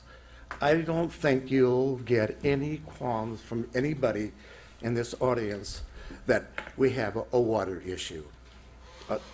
Isn't really the issue location, location, location? Don't you think that it's best use of everybody's time and money, focus on location, location, location? I do have a question for Andy, if I may. Andy, your presentation pointed out 4 locations. Carmel, built in an industrial area. Interesting. However, San Diego, Santa Clara, and Ventura, no mention where those locations are. Could you share some light on those 3 locations? Absolutely. Help us out. Yep. Thank you. So the simple answer is that if you... Let him finish. Oh, I'm sorry. He doesn't. If you would. Now, why don't you finish your comments? and then Okay, we'll good. answer. All right, if you would answer those, that'd be fine. You've got 48 But, seconds. Okay, I have how many more seconds? 48. 48, thank you. The last one is good faith. You know, I believe in that, in trust. But I heard from your district, when I saw all these green things going up, I asked, what's going on over there? The comment was, we are expanding our yard, making it larger. Oh, well, that's fine. Then all of a sudden I get this little paper, it's not that. Something issued. No, I don't know, it was just to keep me quiet, but that was the comment I got, was we're expanding the corporation yard. And that's come from you guys, and I don't want to make a big deal out of that. But the last thing I have to say, I'm looking at your evaluation sites. There's 21. 4 were removed, 17 on that list, but it seems like you've selected this site as number 1. Now, I don't know the reason why. It'd be kind of nice to know why that has become number 1. Your time out is of up. 17. Time is up. Your Thank time you. is up. Andy, why don't you answer his previous question? Do I leave? You going to give me the Yeah, answer? you can hear it from your seat. That's All fine. right, thank you.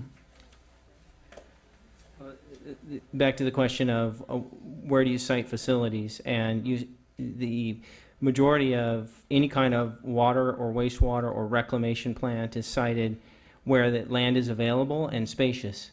And so what you'll find is probably less than 10% of these types of water or wastewater treatment facilities are very close to residential development. Now, you can go over to Scotts Valley and you can see the residential development surrounds the wastewater reclamation plant there as one example on the residential side. So I just point out that it's really a discussion of where is land available that you can put these facilities and you can do what you need to do to purify water and recharge a basin. Okay, is there anyone else on this item? Okay, we're, all right. Yeah, so the particular answers, Ventura, the treatment plant is in an agricultural area, so there's plenty of land near the treatment facility. Let's see, Santa Clara Valley Water District is located in an industrial area next to the City of San Jose's water pollution control plant. What was the third one? Anyways. So Ventura. San Diego is located in a upper scale residential community, but it is separated by a reasonable distance from the residential houses because they had land available. It's not an intent to cram these next to houses. It's where is land available so you can do the treatment. Okay. All right. So is there anyone else? I've lived here since '73, and I just wonder if you have made a decision to take the primary site, the primary wastewater, and really gone to the secondary or third. Is that a decision that you've made, or is that still on the table? The next None item. of us want that. We were just waiting for this. That's Instead, the they'd give us the water. Yeah, Okay. and that's, to be clear, that's a discussion on the next agenda on our- item. It's item 6.3. Yeah, it's and the we're next on item 6.2. coming up. And that's the contract that you want to do, the memorandum of Correct. understanding. Memorandum of understanding. Correct. Which is a contract. Whatever. It's a step to a contract. Hi, I live directly across the street, and I have a question for him. He said that the noise could be mitigated, and what I want to know is, what does that mean? Am I going to hear this plant 24 hours a day? Okay. That's it? Okay. Yep. So not if it's engineered properly. That means well, no, it's a very simple concept. So there are ways to insulate rooms and pumps. It's the pumps to make them that you wouldn't be able to hear them from a neighbor next door across the street. It's just a matter of doing that engineering. And there's examples out there which could very easily people could be taken to see that. Trucks or And what about the track? Okay. That's it. Good evening, Stephanie Harlan, Mayor, City of Capitola. Council member for 26 years, been through a lot of these battles, and I'm sorry you have to go through it all, and I'm sorry the community has to go through it all. What I hope we can learn from this maybe is to have maybe a little bit better process so you don't have to be faced by all these angry people. So maybe better public notices, whatever it takes, so that we can have a civil discussion about this very important topic. This is extremely important, and it's really crucial for people to read the packets, read the information, see what you're talking about, see what you're considering. Don't jump to conclusions. Don't say, well, you might do this. I'm the chair of the Sanitation District Board for the Mid-County area, and if you guys were talking about a sewage plant, I'd know about it. So I know you're not doing that. Well, I know that we have big trust issues here, and I'm happy to talk to anyone in the audience if they'd like to have more information. It's Capitola City, and you should gavel people down when they're talking because that's really rude. Yeah. The Capitola City Council is following this very closely because, as you know, there are 2 sites on your list in Capitola, and we want to be part of the solution. So if it turns out that one of those sites would be good for an industrial use or that kind of a use in our sites, let's talk because we need to find it. Okay. So my advice is for everybody, read the information, be informed, ask questions, get your questions out, answered. Please, everybody, work together on this project. Quit yelling. I want to ask the audience, quit yelling at this board. They're trying to do their job, and any helpful information you have is very much welcome and needed. Let's all work together on this. Thank you. Thank you. Hi, good evening. John Alexio. I live in the neighborhood for about 15 years. My main concerns are the noise in the neighborhood, in a residential area. I would like to see, and I support the recharging of the aquifer. I think a water source is really important. I think you're just jamming it down our throats in a residential neighborhood. I also think that you're going to be impacting us with an increase in hazardous materials to treat the water. You're going to be putting that in our neighborhood as well as sound. We have a lot of unanswered questions. I'd like to see other alternatives. I know you're jammed with land use issues, and you're documenting all this for the state of California, and you're trying to find a water source.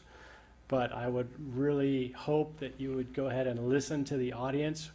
I don't want a water treatment plant in my backyard, but I do support clean water. I think you've got to look at some other alternatives and listen to the community.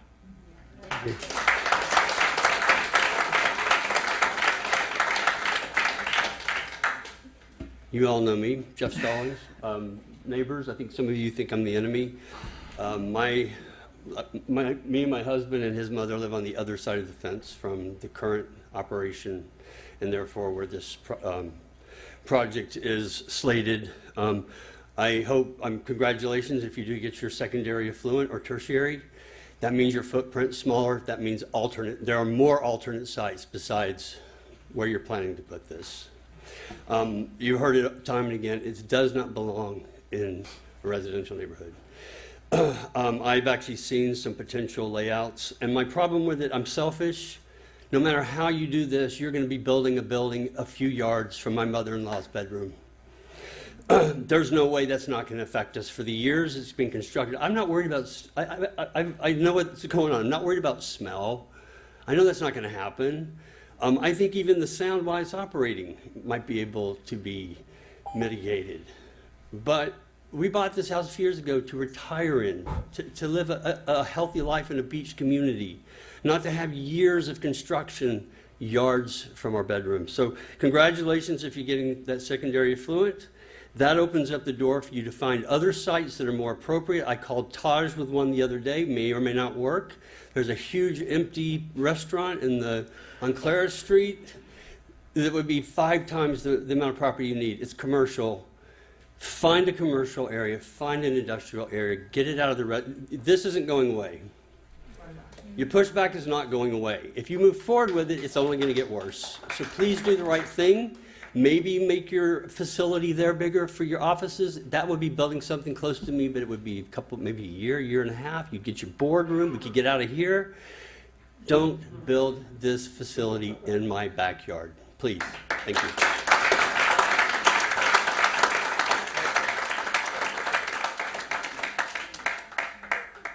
Thank you. So we'll move on to item 6.3 then.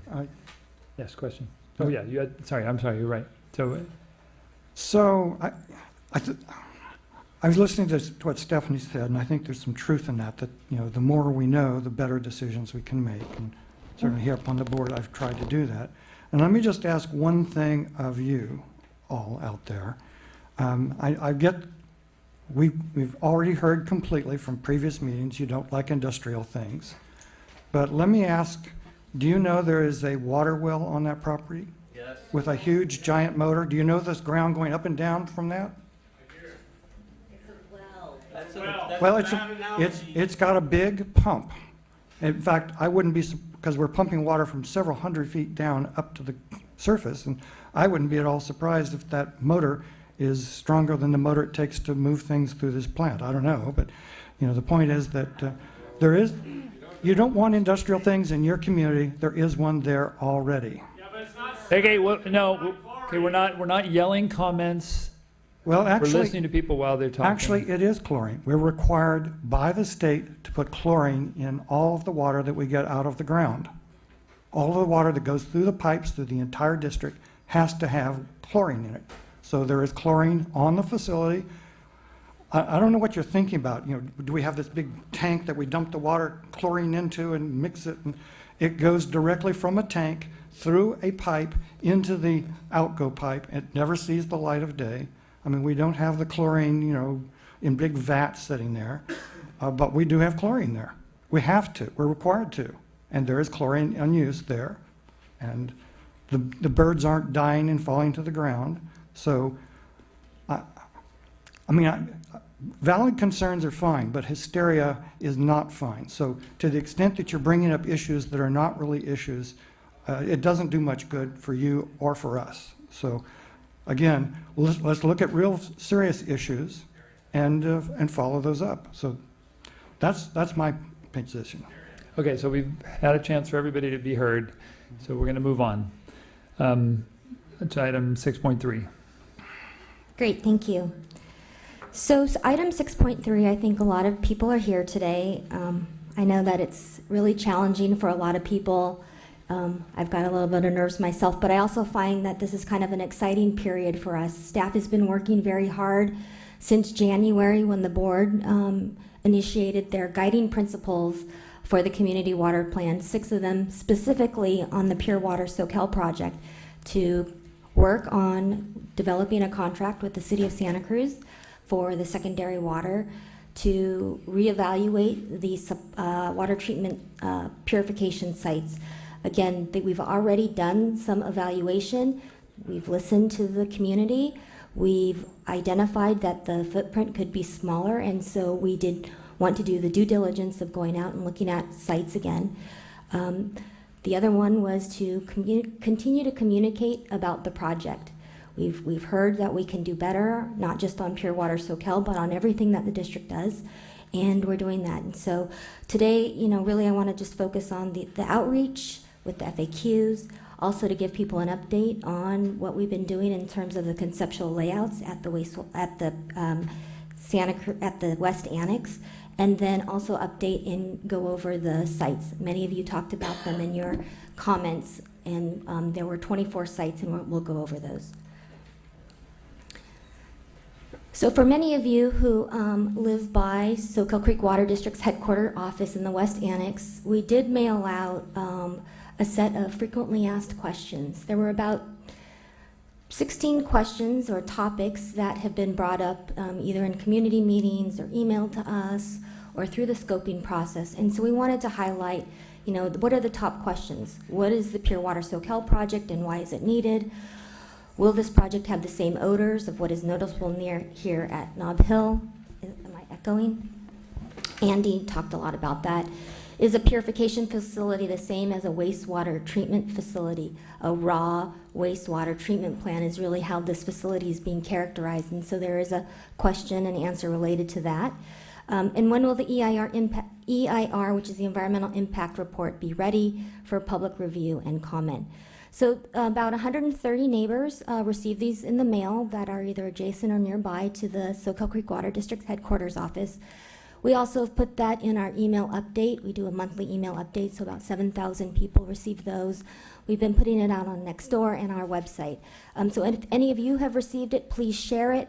We actually have had a couple people contact us and say thank you. A gentleman brought them in, had it highlighted, wanted some further information. And so, we're at the district office, and we'd love to share any kind of information or follow up to those FAQs. I wasn't going to say too much about this tonight, but these drawings just came in today, and I wanted to share that with the neighbors. As part of the guiding principles, Soquel Creek Water District staff wanted to work with the project team, with the guidance of our board of directors, and with representatives around the Soquel Creek Water District's headquarter and West Annex site. So representatives from Capitol Avenue, Gary Drive, Bishop and Rosedale and Agazul and Soquel Drive. We all met in February, and we talked about what a project, if we had a project at our headquarters, what would it look like? We've had some not so friendly illustrations in our feasibility study that were characterizing what the facility could look like, and they were done not in an aesthetically pleasing way, we admitted. It was done more from an engineering footprint, does the facility fit, not from what it would really be. And so we met in February. Director Christensen was there as a representative of the board, and it was dicey. It wasn't perfect. We got a lot of great feedback, constructive and otherwise, but I think it did come to a point where we heard from the neighbors as well as our staff and operations team what's important to them on a site. What would a facility look like if it was there? Components that we heard, and we've mentioned this before in previous meetings, is to try to put the facility either nestled within our existing headquarters site. So we recognize that this is a semi-residential neighborhood. We are also there, and we are, I know you guys, I totally get it, but there's the PG&E facility station right next to us, as well as our own headquarters, and this parcel that we can work from. And so when we looked at identifying what a purification facility would look like, we already set off at that site not to have raw wastewater in this co-visioning session. It was getting secondary or tertiary water. So with that in mind, the facility was identified to look like this illustration, which has the purification center in the middle of our district headquarters. We would then relocate the existing shop building back to that area there, working with the neighbor right next door to us to ensure that there was adequate screening and a buffer with landscaping, moving some parking, some storage in that front part. And as you can see in this back area where that old house is, the White House, right now that looks as though we would leave that untouched. We're not quite sure. This is very draft. We want to go back and work with our neighborhood committee to further refine this. Let me just say, Melanie, maybe Hartford pick up, but this is Soquel Avenue, this is Capitola, you might be able to see it, but this is our existing facility. We have a big building here already. That's the replacement of what we're talking about. And the lot we own extends all the way out to here. So just to orient people, it might have been a little difficult. Thank you. That's great. Okay. Also, I just wanted to note, I think there was a question from somebody related to traffic. As you can see on this illustration, we would have traffic coming in. What we're proposing and conceptualizing is to have traffic come in how it already comes into our facility. So just like what Ron is moving the cursor, it would come in through here and then come out. This would be a one-way gate. The traffic that we're presuming that we would need on a weekly or monthly basis for deliveries of materials is once a month. If we decided that we wanted the frequency to be more than that, then we could reduce the building size of this material storage to be a little bit smaller, but the trade-off would be that we would have deliveries more often. Another rendition was to not move the shop building and try and put as many of the components necessary for our purification facility within the existing PG&E substation and the district office. And so this is the second rendition here.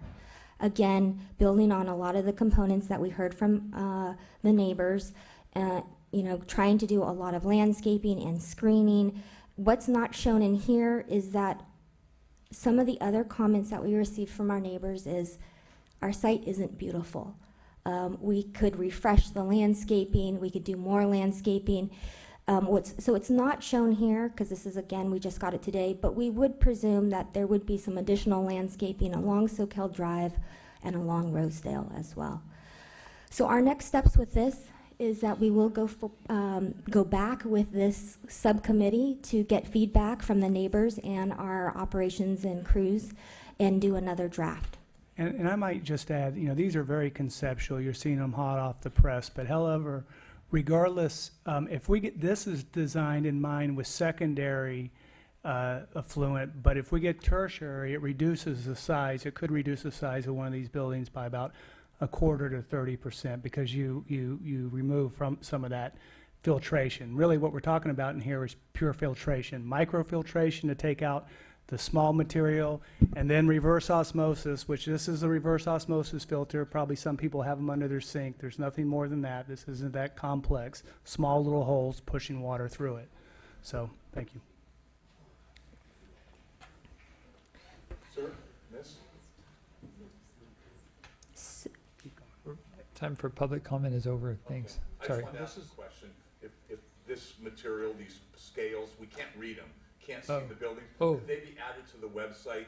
This thing we're going through? Everything we're presenting tonight will be on the website or part of the minutes of the next meeting. I can't read all this stuff. Understood. So I think really the heart of a lot of the discussion is what type of source water. No, he hasn't. After the presentation, there'll be public comment. You just called for public comment. No. No? No, sorry. No, not quite yet. We want to finish the presentation, then if anybody has comments on this particular thing, that's fine.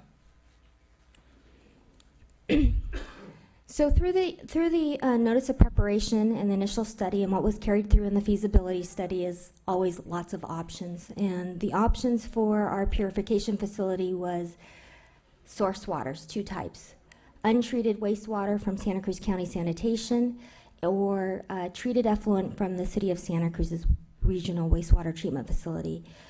To update the board and the public, Soquel Creek Water District staff, the City of Santa Cruz staff, and legal counsels from both agencies have been working on developing an agreement to secure that, to follow up on the letter that was issued, which was a letter of intent and willingness from the City of Santa Cruz to provide Soquel Creek Water District with 1.6 million gallons per day, which would provide the finished water of what we need, 1.3.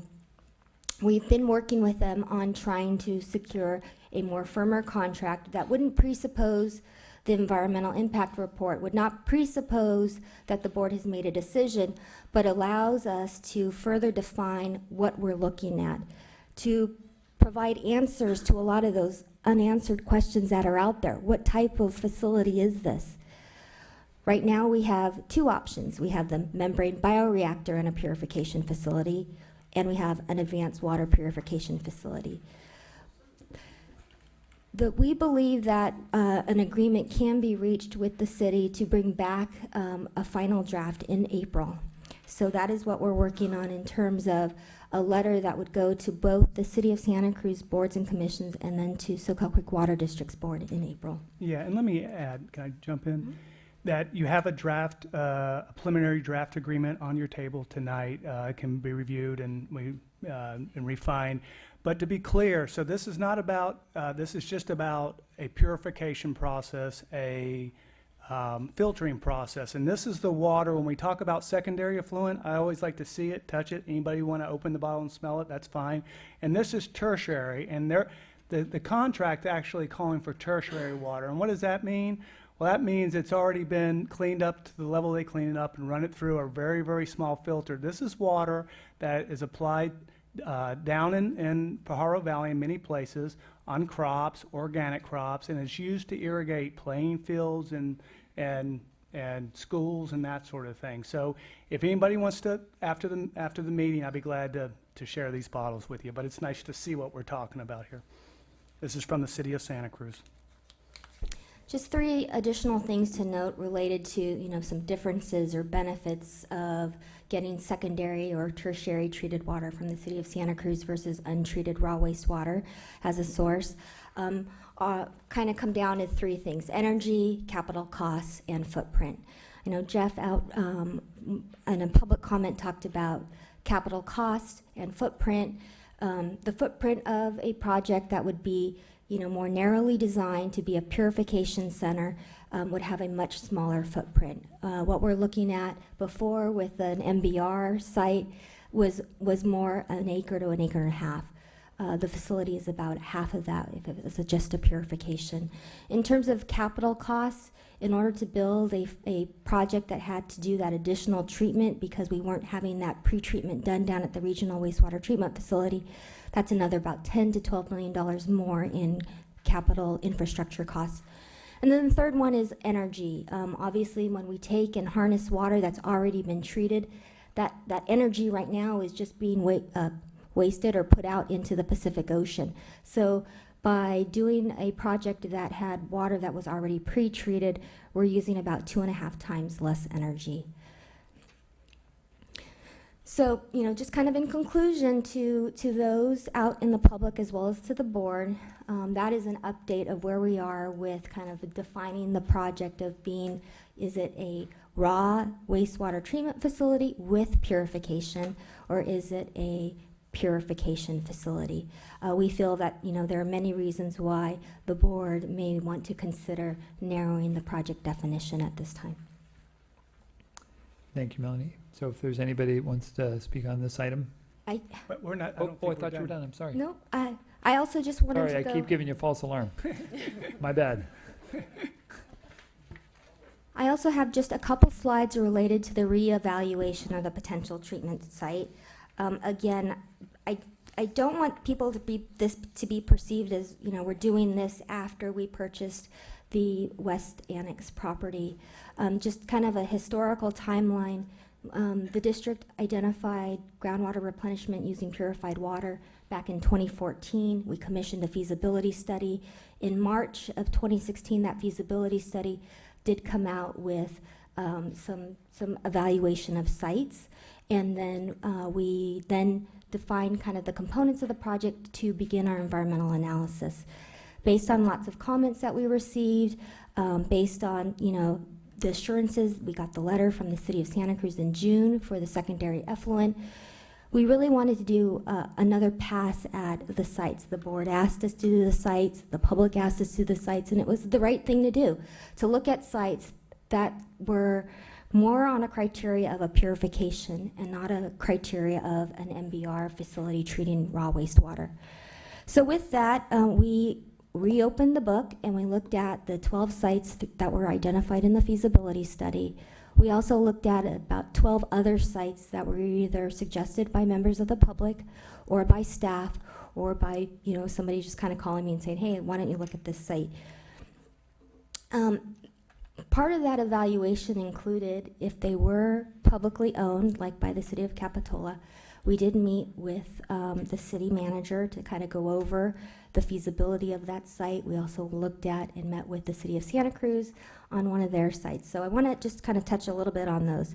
So this is a map of the 24 sites that we looked at, ranging in all different sizes and shapes, looking at whether or not they were already kind of identified as a site that could potentially connect into one of our proposed pipelines. Also, what were some of the siting conditions? So here is a list, and I know it's really small. It is in our packet on the website, but I wanted to at least just have it here as a reference. These are the questions that we looked at when reevaluating the sites. Is it within the coastal zone? Is the owner willing to sell property or have the district use the property? Does the property have conditions that constrain the space or site usability? Would the property need to have existing infrastructure relocated to an alternate off-site location? I want to just pause on that one because that was something that we identified were some of the hindrances to some of these sites that we did look at. There was some willingness to potentially use a couple of the sites by the city of city of Capitola, but those did require relocation of what was already on that site. So I'm not sure if the sites that we have, which would be the West Annex or one of the other vacant parcels that we own, would be conducive to swapping that out. So that was something that we had to kind of consider. Are there residences or businesses near the property? Are there known environmental issues pertaining to the property? Is the property along one of the proposed pipelines? And is there any current treatment operators nearby or on site? So if you want to go into the packet, I didn't have a slide on it, but you can see, oops. There were copies on the back table. I'm not sure there are any more left. We did score and rank these sites. And based on that scoring and ranking, we did have quite a few projects that floated to the top that were kind of in the 30s and 20s. I want to focus on the ones that we identified and scored with the 30s, and that is the Soquel Creek Water District's property as well as the Santa Cruz Wastewater Treatment Facility. The Santa Cruz City, oh, people are leaving. It's okay. Okay. They were waiting for this. Okay. The Santa Cruz Regional Wastewater Treatment Facility site is one that we're bringing to the board to consider tonight as an additional site because there's been a lot of advances. One being the source water agreement that we're working on would help to further that. What we've been talking when we opened up that discussion with them of secondary and tertiary, it also opened up a new dialogue for could we put the facility at that site. Originally, when the site was looked at and identified in the feasibility study, we were guided at that time that there would need to be relocation of existing facilities, their collection system. Now we're working with them to see if there's some sort of design considerations that could be done where we could do a facility that would not require that relocation. So that was pretty big. Again, I think there was a lot of public input to try to co-locate the facility, if applicable, at the wastewater treatment site. And then the other thing that I think is a benefit to adding this site, and when I know that the board is, scope, budget, time is something that needs to be considered. The wastewater treatment facility site is already identified in the notice of preparation and the initial study in the EIR work. So when talking with our environmental consultant, we could potentially add this as an additional site without adding more time or budget to the evaluation. So in closing, these are just some kind of possible board motions that we wanted to put out there for the board to consider. Obviously, we have some additional work. We're moving forward, and we anticipate moving forward even more in creating a source water agreement that we could bring back to the board in April. We're asking the board to consider whether or not they'd like to reduce the project definition and no longer consider raw or untreated wastewater at the potential purification site. And then last, to direct us in adding or removing any additional sites to consider and put forward in the environmental impact report. And that's it. All right. Now it's time for public comment. There's one person that definitely should go first because he's been waiting. It's okay. I'm really sorry. Sorry about that. No problem. I've been sitting here for a couple of hours. And I got to tell you, after listening for 2 hours, I have some incredible process concerns with regard to how this board carries on its business. I just heard a presentation followed by a huge protest from neighborhood people about the location of the plant that you're planning. And then I hear from the director that you are ambitiously making plans to reorient structures on the at the current location to accommodate the location of the plant that people were here to protest. Now, I may not be hearing it right, and that certainly is a possibility. But if you are in the middle of an EIR and also planning your location, you got a problem. And I think you're violating some serious laws. You have 2 locations at this moment in time. Nobody that lives in our neighborhood wants the location that you seem to be predisposed to. I'm sorry, but that's just not right. You gave feedback that how much you want pure water. You gave feedback about how you want to listen to the public. I'm aware of the rules of operation for a board. You engage people and debate them when it's appropriate for you. And you cut them off when you reach a time limit or hear something you don't want to hear.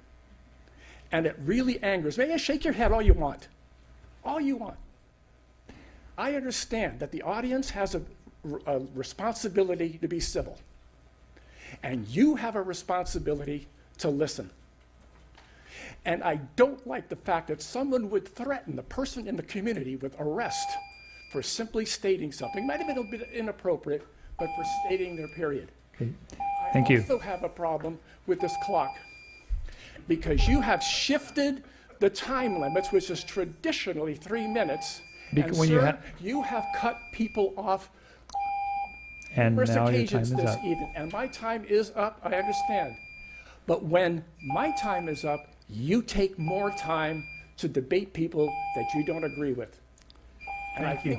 I don't. Thank you. Okay. Well, let me make a comment. I think any site that's considered on an EIR might have various potential setups or logistical maps for how it might be set up, whether it's at any of those sites. Do you see the logical Right, but I'm just saying. strangeness of all of this? I And think- if you have a site and you have to pick the industrial one, thank you. Thank you.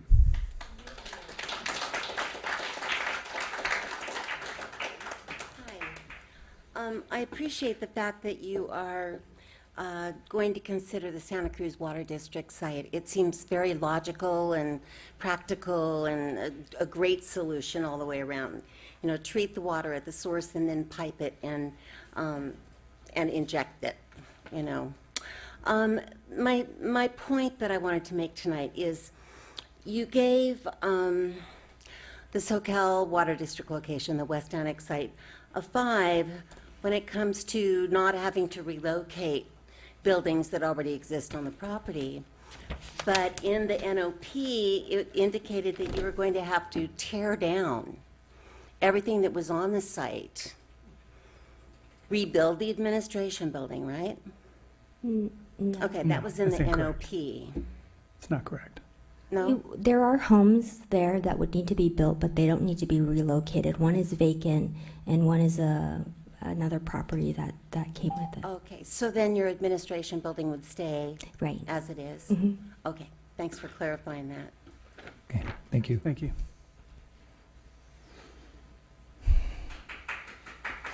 Hello again, Bob Kuhn from Aptos. I noticed your figure of 1,800 kilowatt hours per year, and I compared that to the production of the solar panels on my house, and it's a considerable amount of electricity, but it's equivalent, just to give people an idea of what we're talking about here, how much energy it is. I estimate it's around 20 parking lots in Santa Cruz, because they're putting solar panels up over the top. It would be 4,500 panels, which is a significant amount of electricity. But as you point out, it's fairly small on a gallon per gallon basis.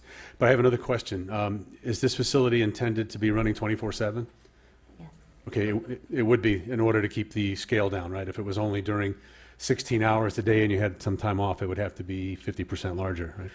Okay, so my question is, how will the sound compare to the traffic on Soquel Avenue or the freeway traffic that is audible from your location? I'm sure you can hear it from your buildings, because I live as close to the freeway as you guys are. Yeah. And that's all. So that Okay. one question. Thank you. Mhm. Thank you. Who wants me to respond?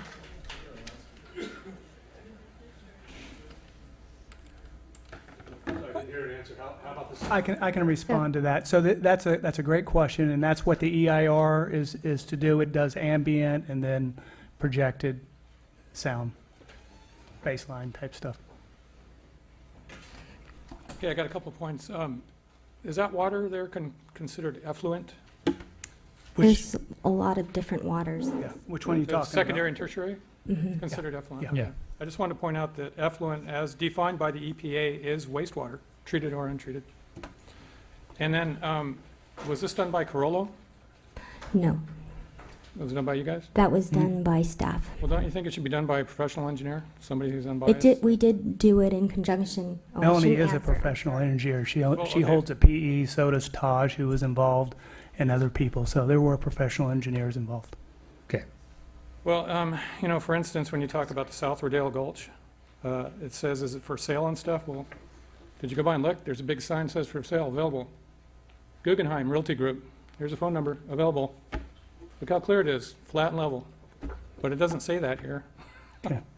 So all this information seems so skewed and off, and it's amazing how your facility ended up as number one in this point system. Anyway, I just wanted to point that out. It just seems crazy. Thank you.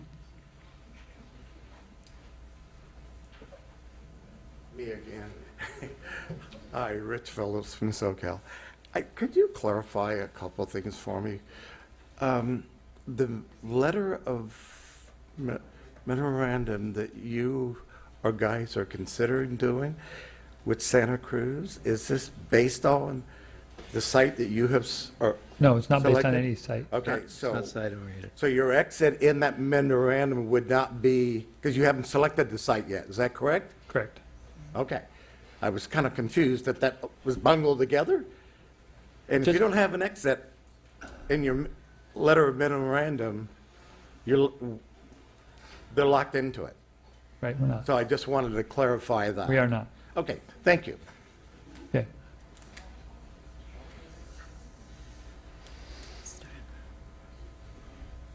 I'm Linda Mitchell. We've lived on Douglas Drive, which the water company doesn't seem to know exists because we're right off of Aguasville and very close to the site, and we don't get the messages. But my question is, I think it's a question, maybe it's a statement. You have drawings for the West Annex site. Are you considering drawings, what it would look like anywhere else? It really feels like you've made up your mind already that it's going to be at the West Annex. I feel like we want to fight it, but how can we if you've already made your mind up and going to do So it? there are, one of the things that Melanie mentioned was that there are plans that they're developed on how it would work on this current Santa Cruz wastewater treatment plant site, because they've been working on those plans as well. Well, that's one other Can I address that? We certainly hear that. Like, how can you have a drawing? So, realize we just got these drawings today, and what we heard last from neighbors previously Well, show us at least what this thing could possibly look like. And so that's why we did that. We are working on drawings for the one down in Santa Cruz too, but we can only go so fast. And so this is what popped off the press today. So the whole idea is to move as many things, again, going back to the original strategy, a lot of things equally across. And then we get to, the board gets to certain decision points, whether it's another project or this site or another site, start making choices in. So nothing's set in stone at this time. We've said that time and time again. Is there any recourse for people that do live in the neighborhood? Do we just get to come and talk, or do we ever get a vote or a say, other than to come and talk and all be upset and then wait for it to happen? If I could answer that. There's a lot of opportunities for public process. Obviously, the board meetings are one of them. Really, there's a lot of unanswered questions still. There's, when I go through this list, what about the birds, the noise, the energy, odor, years of construction? What about the groundwater and where the water is recharged? That's what the environmental review process is for. That's the SqCWD process. That's what California has created for these projects to undergo. It feels very unsettling at this time because we don't have the document out. When we have the draft EIR out, that will be the time that the board can review it, the public can review it, will be, having input to come in. And that doesn't mean that the EIR is still a done deal. Then we respond to the comments and we come out with a final EIR that would address and respond to comments from the public, from the board, from regulators, from responsible agencies. And then at that time, still the project is not approved. The board then would consider whether or not the EIR is certified, and then a project could be approved. And the way that we've set this EIR up, we aren't selecting one project. So this right now isn't going to be, and this is kind of what we call a component-based environmental impact report. It's looking at different site options, it's looking at different pipeline conveyances, and it's looking at different recharge locations. When the board decides to approve a project, that will be when they will try and identify what's best. So right now it's going through in the environmental review process. Everything will be looked at the same level of detail in terms of the components. There will be some, like one that we're asking the board tonight, is we've evaluated, but we're no longer going to be considering it to be carried forward at that level of detail. So there's to summarize again, there's a lot of unanswered things. Where would you kind of come in and create, that public opinion and public comment? Obviously, you can do that at every board meeting, but sometimes we're just going to be sitting here, we don't have the answers yet because we don't have the environmental impact report. And that's what we're working for, to try to get that out by summer of this year. It's a process, and you're welcome to come by and make an appointment and talk to me individually if you like. What I wonder is what good that's going to do me. I'm sorry. Well, I think that's a good question, but I think from where we had, where we've gone since we released the NOP speaks for itself. It's quite a distance in my mind from having the treated effluent to potentially not, untreated, potentially not even having that on the table, to looking at from going from secondary to treated water that's actually used on playing fields like that, to opening it up to another facility. So I think from and just how long have we been out of the NOP, the notice of preparation? January 5th or 6th. January 5th or 6th. So I think people have made that difference, and other things have unfolded. It is a process. It's not a straight shot from A to Z. Like we said, Santa Cruz was able to say, you know what, this looks like it could fit here if we rearrange a few things, which wasn't available before. Yeah, thank you.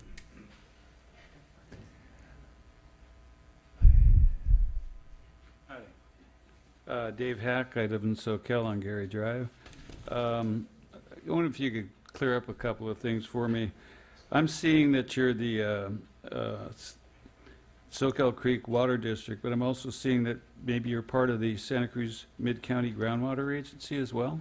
Mhm. Is that true? Mhm. Okay, Yes. that's part of the Governor Brown Sustainability Act. You have to come up with a plan by 2017 and then come up with a complete plan by 2020, right? Correct. Okay. 2020. Now, there's also a new kid on the block that is the Santa Margarita Mhm. Groundwater Agency. Are you guys going to be affiliated with them? It'll be a separate one. It'll be a separate Different one. area. Okay. Different All right. area. All right. The two areas do not overlap. So everybody's not joining at the hip in this county, in other words. These No. The water mid- agencies aren't all joining up and, No. Well, there's some relationship in that some of the water in our district flows down to Pajaro. Just Right. because there's a You gradient. get- But there's no So we have mixture to- of the yeah. of the governing agencies. Right. yeah. Okay. All right. Just wanted to clear that up. Thanks. Mhm. Okay.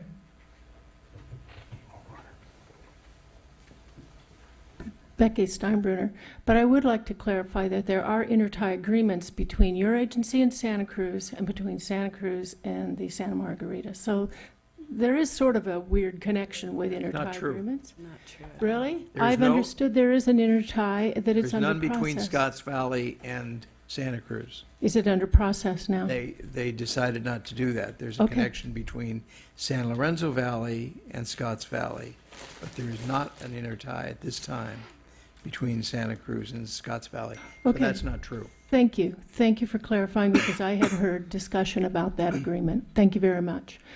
So what I want to speak to is my concern, too, about what good is the EIR process.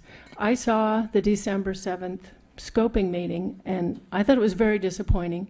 People were not allowed to speak publicly. And even County Supervisor and Chairman of the Board, John Leopold, said it was not the best process. And he met with the Soquel neighbors afterwards to try and get some input from that group on the issue. So my question is repeating what the lady asked you before. When will the vote take place? You have in the audience here tonight Mr. McCormick from LAFCO. He could advise you on boundaries and things. So when will the vote happen? When will there be a 218 vote? I've asked this question to you before. You said that's a Mid-County Groundwater Agency issue. Mid-County Groundwater said that's your project. You need to do the work. When will you allow the public throughout the Mid-County Groundwater Basin to vote on this project? Where in the process? We don't know. Thank you. I have over 300 signatures on a petition asking that you do it. Thank you.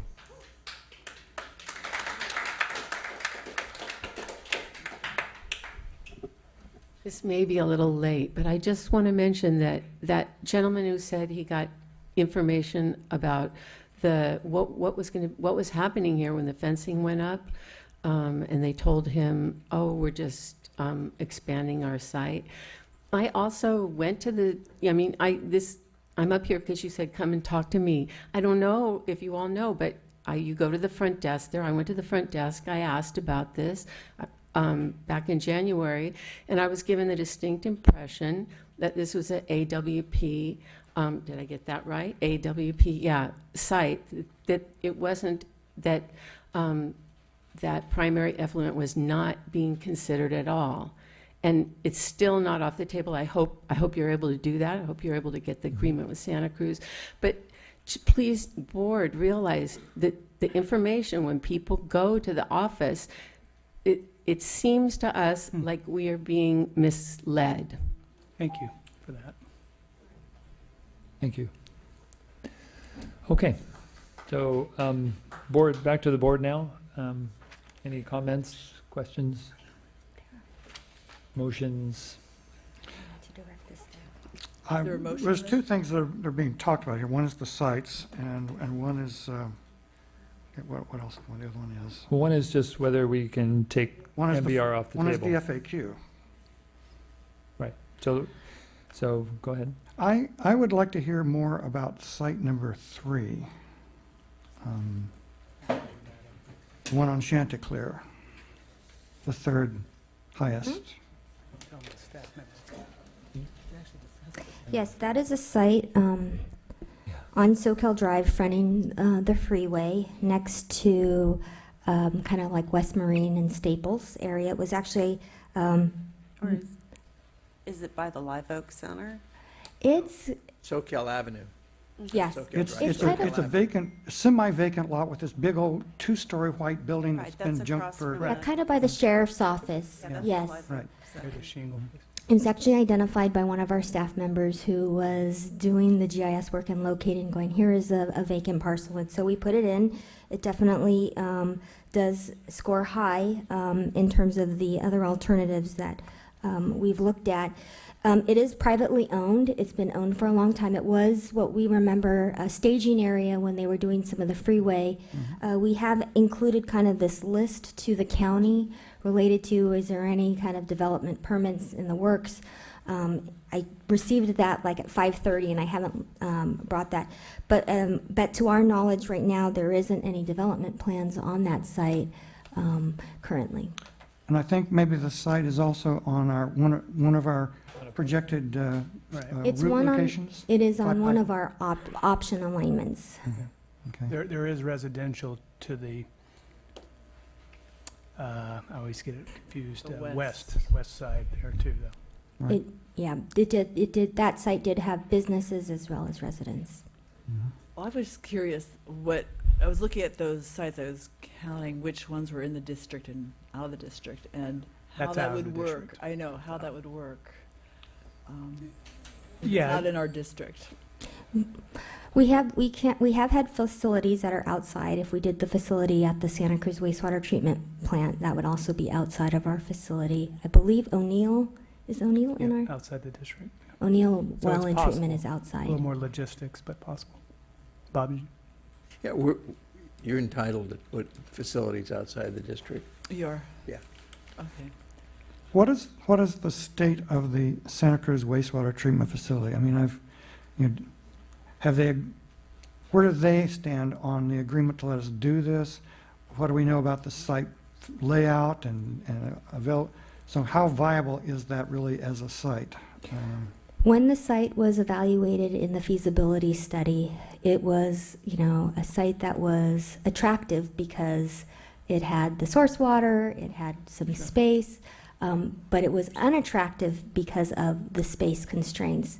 The facility there is landlocked by, near a lagoon, as well as there's a lot of residences in the area. So they can't really expand the facility. They're challenged by what is on their footprint. So when we originally looked at siting a purification facility down there, they wanted us to relocate their collection system. And it had some other challenges related to the logistics of that. And so they preferred, in talking with them, we're not sure what we're doing for our supply sources as well.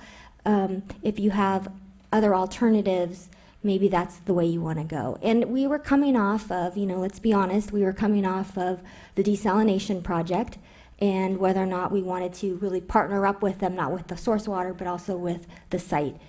Now, we've been talking with them. There's state legislation that came up last year that would reduce treated effluent discharged out to the Pacific Ocean. Originally, the legislation proposed 100%, then it went down to 50%. So that's kind of the nature of where discharge of treated effluent is going. So I think there is a driver for them to go, oh, there's potential source off-takers of our effluent. And so they're looking to, like what Ron said, really move towards tertiary or even entertaining a purification facility. And they've helped us cite a location that we could potentially build one. There are challenges. It'd be two-story. They're going to flag it in terms of their traffic. But I think it's worthy of carrying it through in the EIR. They've been setting out cones over the last week to see whether the trucks go around. It would be more costly because of the two-story and the site constraints, but it's, I think, it's a distinct possibility. Would this leave space for them to put their own treatment plant there if they wanted to have their own recycled water source? Or is It leaves them potential to possibly use the space where their collections area is. But they would then have to kind of defer an alternative location for that. Well, given that, that site has problems as well. I'd like to see number 3, the Chanticleer, put on the list as well.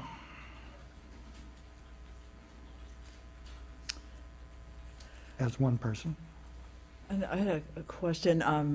Could you speak to like the personnel required to run the facility and the advantages of having it on site versus in how much traffic or how much travel district employees would have to do to keep up the facility? Sure.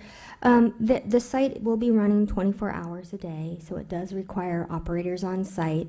A water purification facility, just so the board as well as the public knows, this will not be a raw wastewater treatment plant. This is a drinking water treatment plant. It'd be licensed as such. It does require operators. It does require that we have people on site. So it does make sense if there are people on site there that they could then go over there. We had our office buildings, or the same thing with the wastewater treatment facility. We would probably have to look into on another site that isn't co-located with operators already to also have an operator or two over there.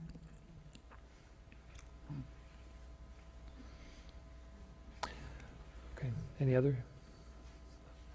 So as far as sites, there's been a suggestion that we add the Chanticleer site to the mix. Well, we also need to talk about adding the wastewater treatment facility as a site too. Right. So I think with that site, we may want, since it's privately owned, we should probably see if there's owner willingness to consider that we could locate it there. Sure, any site on the list can have a fatal flaw that pops up, and so yeah, that would be true. Well, as long as we're doing that, I would like to add the Bay Avenue Highway 1 onto that too. It would at least be closer to the district, and it would be easier to access with regular employees. I guess I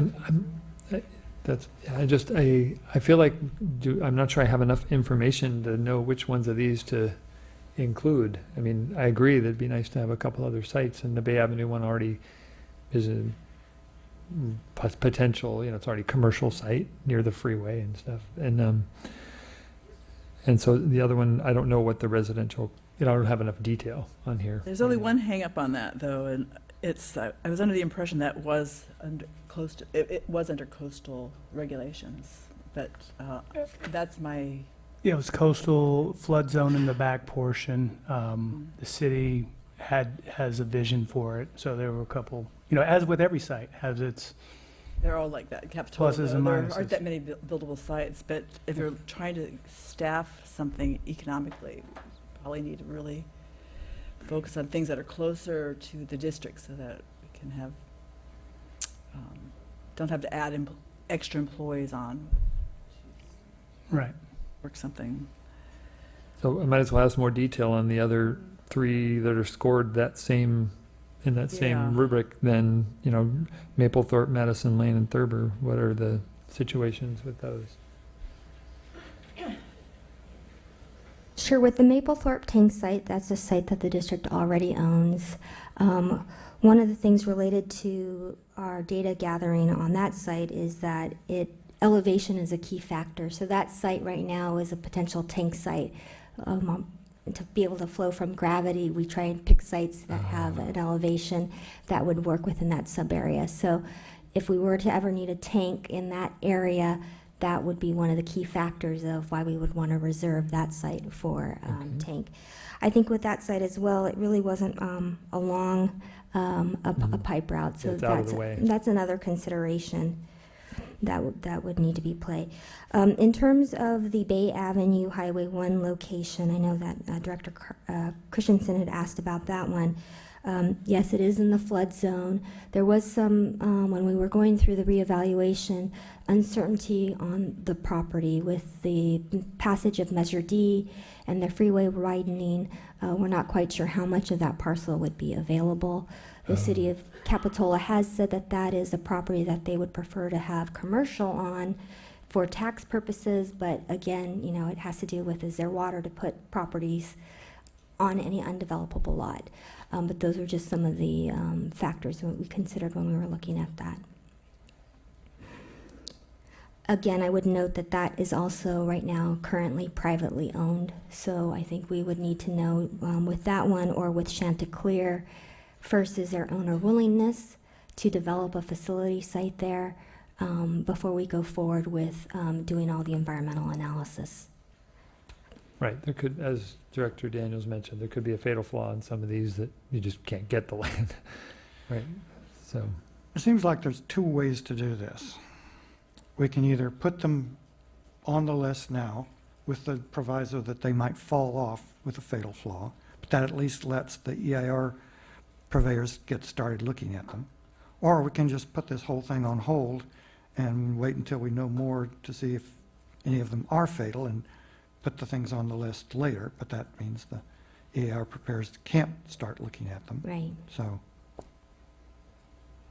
Well, whatever we decide tonight is not going to be a final decision. That's what I want. Just what to put on the list. Yes. Yes. Yes. Right. So you could even make a motion if you want to Okay, I'll move. about the sites. Mhm. Well, I probably would move to hold off on the definitive things because there are a lot of other sites here. For example, that Interlight Church, the guy was trying to sell that property. So, you know, I don't know what made it, exactly what made it a lower ranked thing. I think it had the same issues, the residential, amongst the residential area, but the list is really full, but it seems like there's more information to be had about it. And maybe we should wait. Do you want to go step on through the thought process on any of these?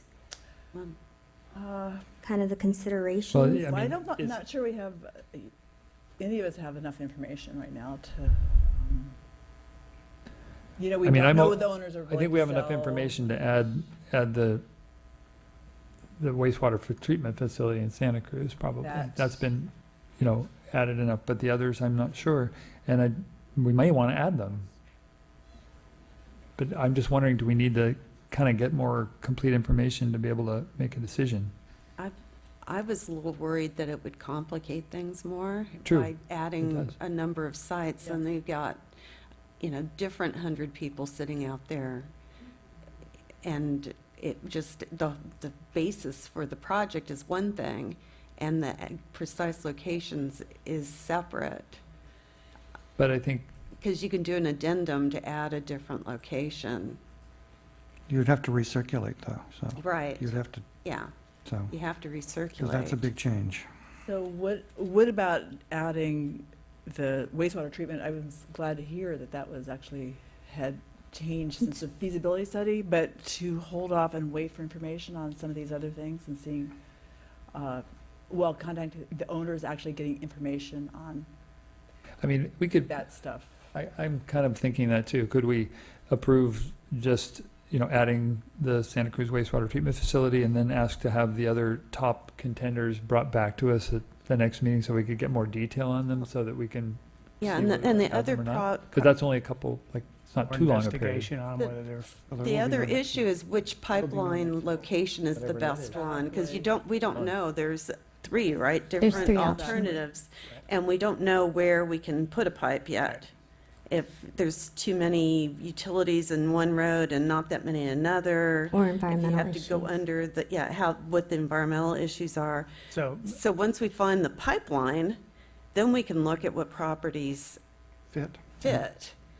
yeah, but that's a long process in the EIR, but your point's well taken. So if we took the Chanticleer site, if the upper pipeline along Soquel frontage is not the right one, for whatever reason, then, you know, you have to zip up to it and come back down or whatever. So there's more cost, more length, more disturbance involved. I really feel like at this point we can wait because aside from that other option, which actually is ranked highly for a reason. I did go through this ranking, and I would still just wait for enough time for some more information. I think it's the kind of thing that you're already doing really well, which is pushing on all fronts. And I know it's really uncomfortable.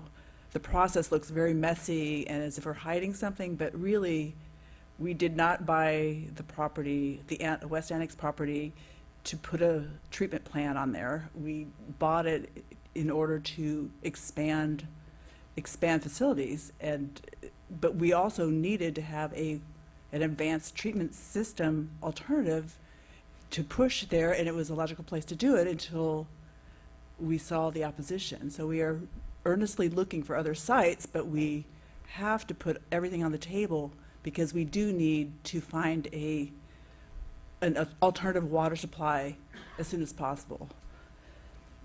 So, but I don't know how much how much time we have, but I would say we can wait a little bit on this. Yeah, I think just to point out on that property purchase, and it was very complex because the district purchased different properties at different times. So, you know, one piece of property we did buy, just as what you said, Director Christensen, as an expansion. The other property we did purchase and have public hearing on when we were considering the purchase, and we did the cursory environmental review, was for 3 things.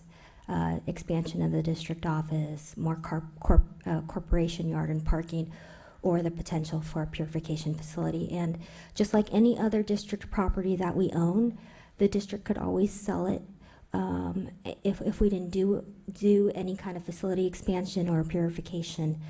I do think, just to recognize that what you said about the opposition, I do know that there are quite a few people that are here tonight that don't want any facility because they really are used to the kind of a quainter residential feel. They're used to what the district has there, which is our office and our well, and they're used to the PG&E substation there. They don't want anything else.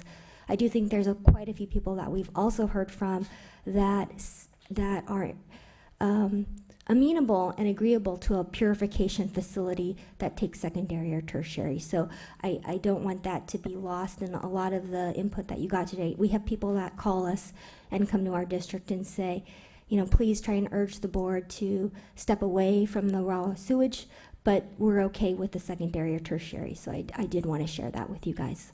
And I think we also have to recognize that, you know, any of these properties we pick, there's going to be someone who doesn't like that. So we will have, so if we back away from opposition, we'll have nothing, and you know where that leads. Yeah. That's the worst solution. Well, yeah. I guess, I mean, one way would be to just, you know, have a motion to approve the Santa Cruz wastewater treatment plant and then ask them to bring back some of the other top ones with more detailed. I will make that motion. Okay. I'll second it. Okay. Clear? All in favor? Aye. Aye. Opposed? Okay. And what about the option to narrow just Okay, the so that would source be water? next. Okay. So to get rid of the membrane bioreactor as a possibility. Well, I'm a little concerned with what's written on here. It's not a contract, it's an MOU, and it's not even finalized, so I think that should get brought back too. Well, and does that take off the potential of using the DA Porath facility for treatment? If we take the bioreactor membrane off, then we'd have to go back if we decide to use another facility and don't get the water from the city.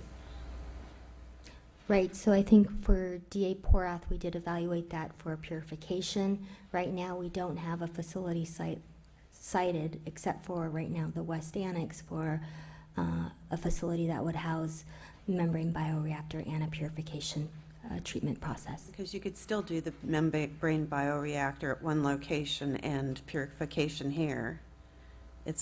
But if we take it off the table completely, that potential kind of treatment, then what happens if it falls through with the city and we don't want to do it here? Yeah, I think that's a good question. I think what we're balancing is not trying to divide us on too many fronts and cover all the bases. Pick what you think is reasonably feasible, high certainty. I mean, this is my suggestion. And then if that looks like it's, for whatever reason, not working out appropriately, then we've lost some time where we've gone there. But if we try to diversify on too many fronts, I think that's setting us up Well, and failure, also I think potentially. even if there's not another site for an MBR, you'd have to go back for an EIR anyway. Right, right. So, I Okay. mean, But, so, I but you can mean- do that at a later time. We could go back. If we saw, I mean, if the board saw in 5 months that for whatever reason this wasn't working, we can restart and, you know, it's lost time and some lost money. There's just a lot of things you're having to balance. I mean, without all this protest, I never wanted to do that here. Mhm. It Right. wasn't something I thought was even, No. but I can understand why the neighbors would think that. Yeah, and I'm fine to actually make the motion that we take it off the list. Okay. Anybody wants to second Okay, it? I'll second that. Take membrane bioreactors, the treatment of raw sewage water off the list. Off Okay. the consideration Okay. for the EIR. Is that, what was the city planning on using? The city is currently doing a feasibility study, just like what we did in 2014 and 15. Right now, they're looking at a huge suite of options, including most of it because they have a secondary effluent source. A lot of their alternatives are looking at doing purification with secondary or advancing that to tertiary and then treating it. They do have an option for MBR as well. Okay, so It's we're not not faring well. We're not in their- messing them up. Yeah, no. Yeah, and their primary option is looking at river water. That's their number 2 overall option, looking at usage of river water. For treatment of sewage? Not for No. treatment, but just overall water supply option. Oh. Outside of the feasibility study. And if the city wastewater people want to do tertiary There's still or enough. advanced, There's still enough. are they going to have to do their own EIR for that? Yes. Yes, Okay. completely. So it's been moved and seconded. All in favor? Aye. Aye. Opposed? Opposed? Okay, motion carries 3-1. And was there anything else on this item? Well, there's the FAQ, and I have one thing I'd like to Okay. address about that. It's Go on ahead. page 69, the bottom of item 14. It's talking yet again about direct drinking water. And doesn't even mention that we're not going to ever do that. In addition, Oh, the right. Water Resources Control Board has concluded that it's feasible to develop and adopt regulations for using recycled water directly as drinking water, provided certain research and key knowledge gaps are Yeah, addressed. maybe that paragraph It needs sounds, to it be sounds gone. like, this thing is undecided. Okay. So if you want to change that to talk about, the usage for indirect potable resource, which has already been approved, and there are several instances in the state that do that, that would be fine, but don't even talk about this. If you're going to mention that, just say, we're never doing that. Is that all you have? That's all I have. Do you have anything on the FAQs? I have a couple things on number 1 on page 65, under why is it needed? I just, in the second paragraph, I thought we should mention that having a supply that is drought-proof as part of our water portfolio would be an important thing, because there's nothing else that we're talking about that we have that has that. I And think that's important, huh? I do. And I think that was the only ones I had. I crossed one whole paragraph out though, so I'm trying to find it. Okay, yes, under number 4, I was gonna cross out the second bullet. If source water. Yes, we will definitely update Okay. this. Thank you. Okay, we don't need a motion, it's just direction for that, right? Okay. All right. Next item on the agenda is item 6.4, presentation regarding local seawater interfaces and offshore aquifers. Right, Need a break? Okay, take a 5-minute break. Okay. And let those of you that aren't interested in that topic leave. It's very interesting, you should stay here. All the way from Denmark. We're staying.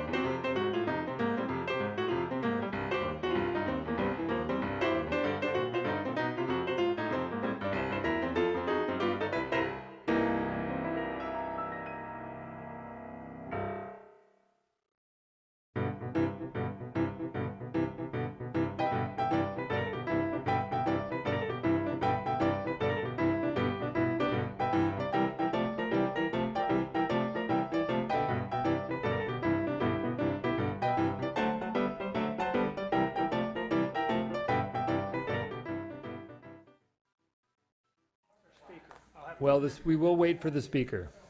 I'm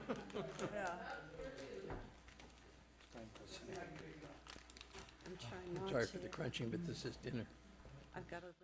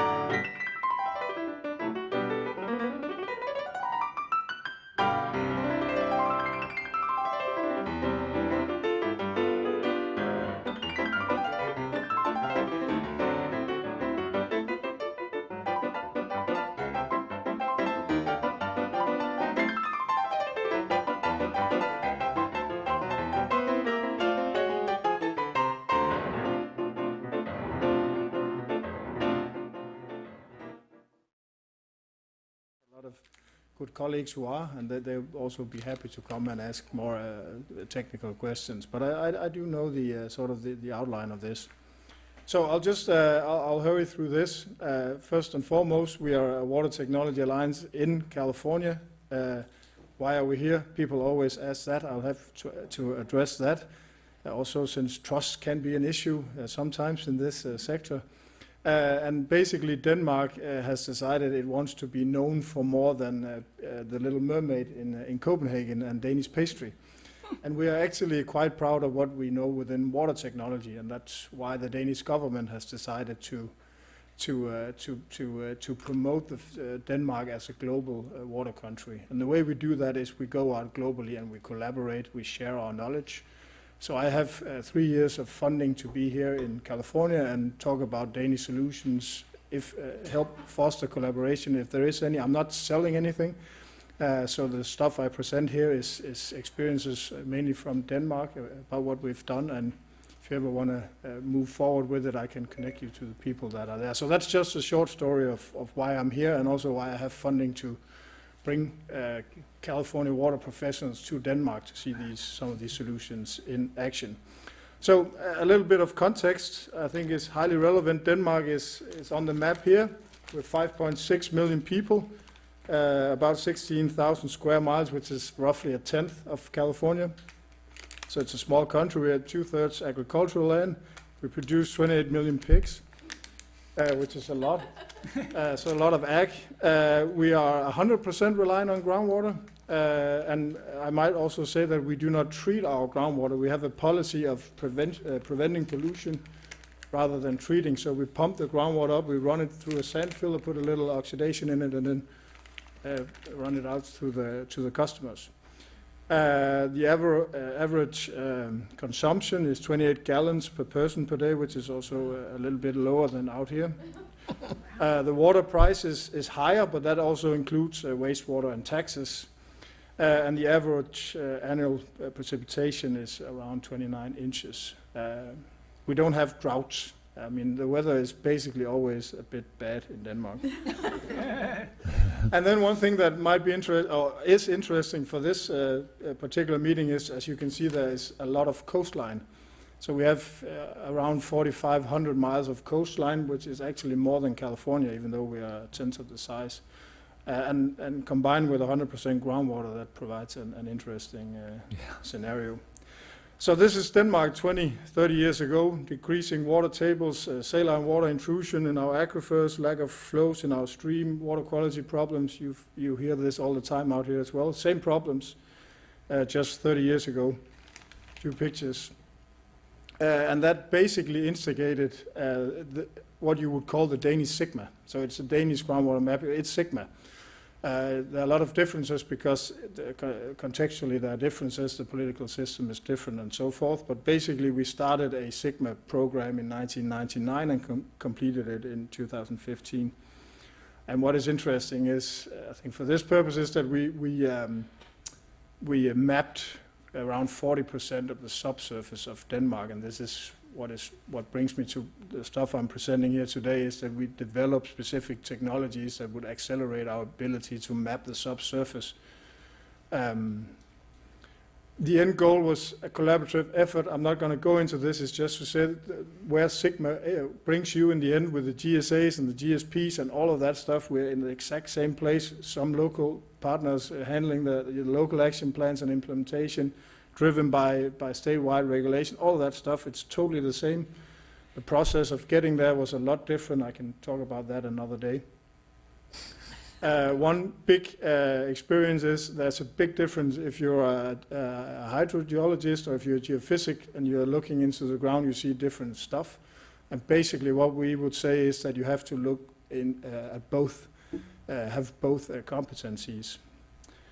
I'm going to skip this. So if I could only say one thing from our experience is get the right data before you start making critical decisions. So if I could only say one thing, that's the experience of Denmark as a nation for groundwater. I'm going to skip this as well, just 2 words. So this is the toolbox of geophysics we have applied, and you mentioned Carla, I'm not sure if I can call you that, Director Christensen, sorry, I have to be formal here. So the ERT is one of them. That's the one that Rosemary Knight did down in Monterey Bay. Yeah. And what I'll be talking about here today is airborne geophysics, and it's technology developed in Denmark specifically for mapping larger areas of the subsurface terrain. So it's a cost-effective way. It's expensive if you do a very small area, but it's a cost-effective way as soon as you want to go bigger. I'm going to skip this. It's just explanations of how it works, and you asked for articles. I think I found a few also. I can references. yeah, exactly. Thank you.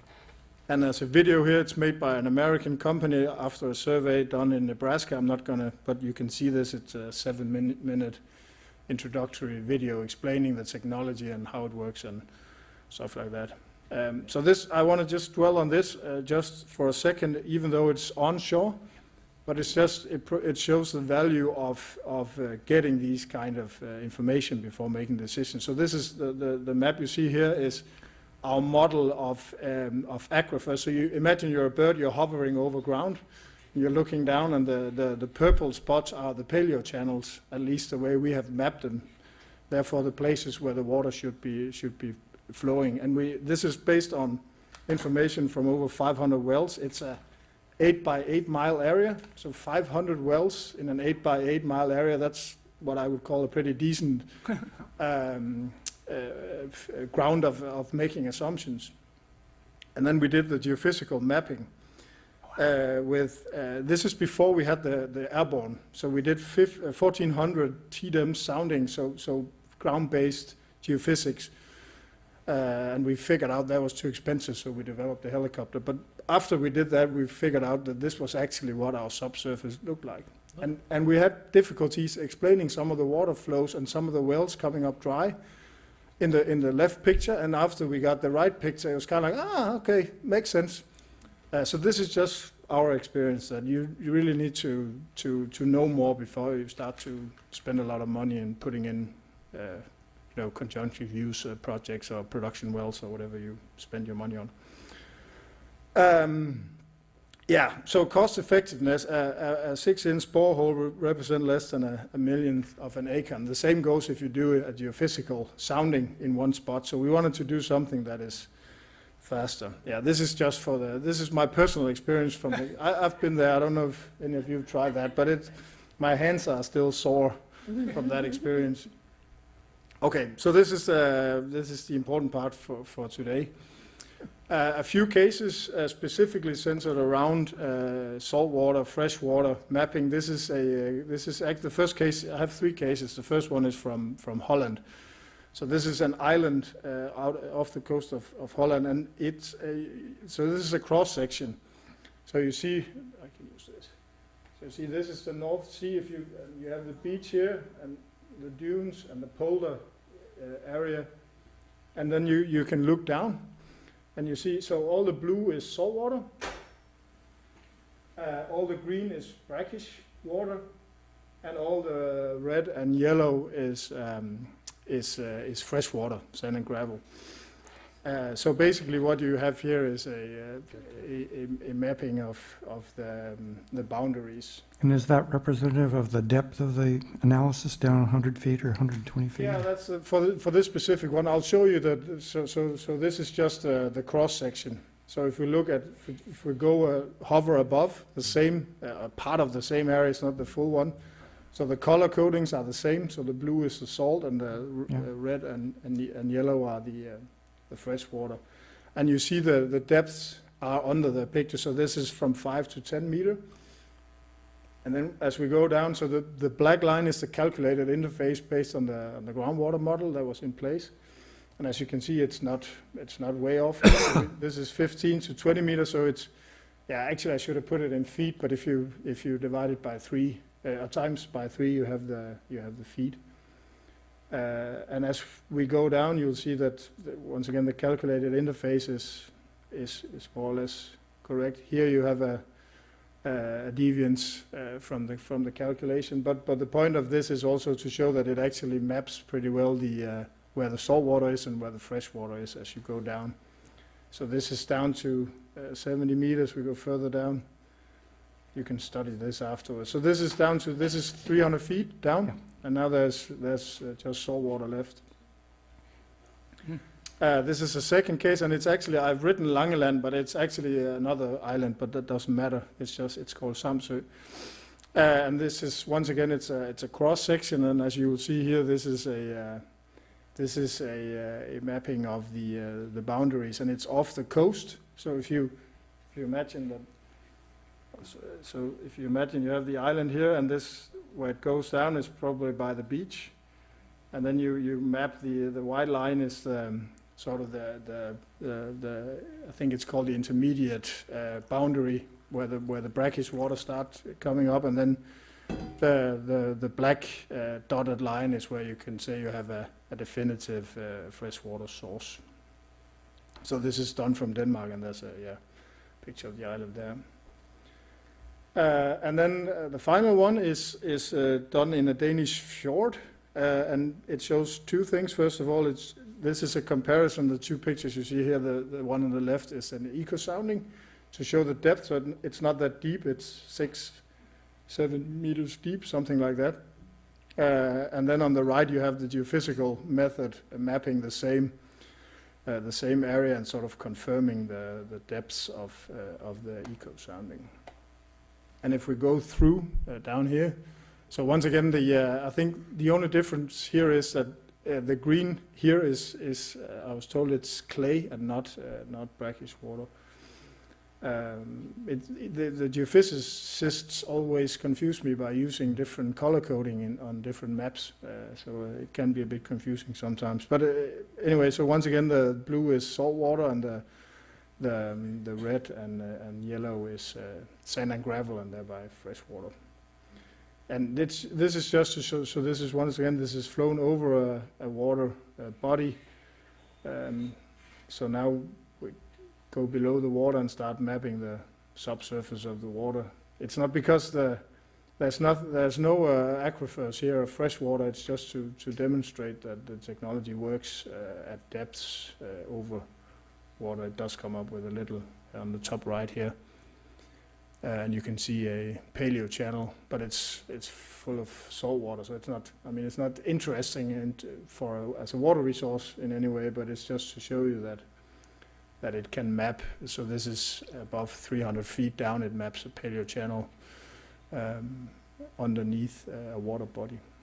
How long would it take to do that sort of back and forth like that? This one will take a day. Okay. I would guess. I mean, it flies. Yeah, it's not that big of an area.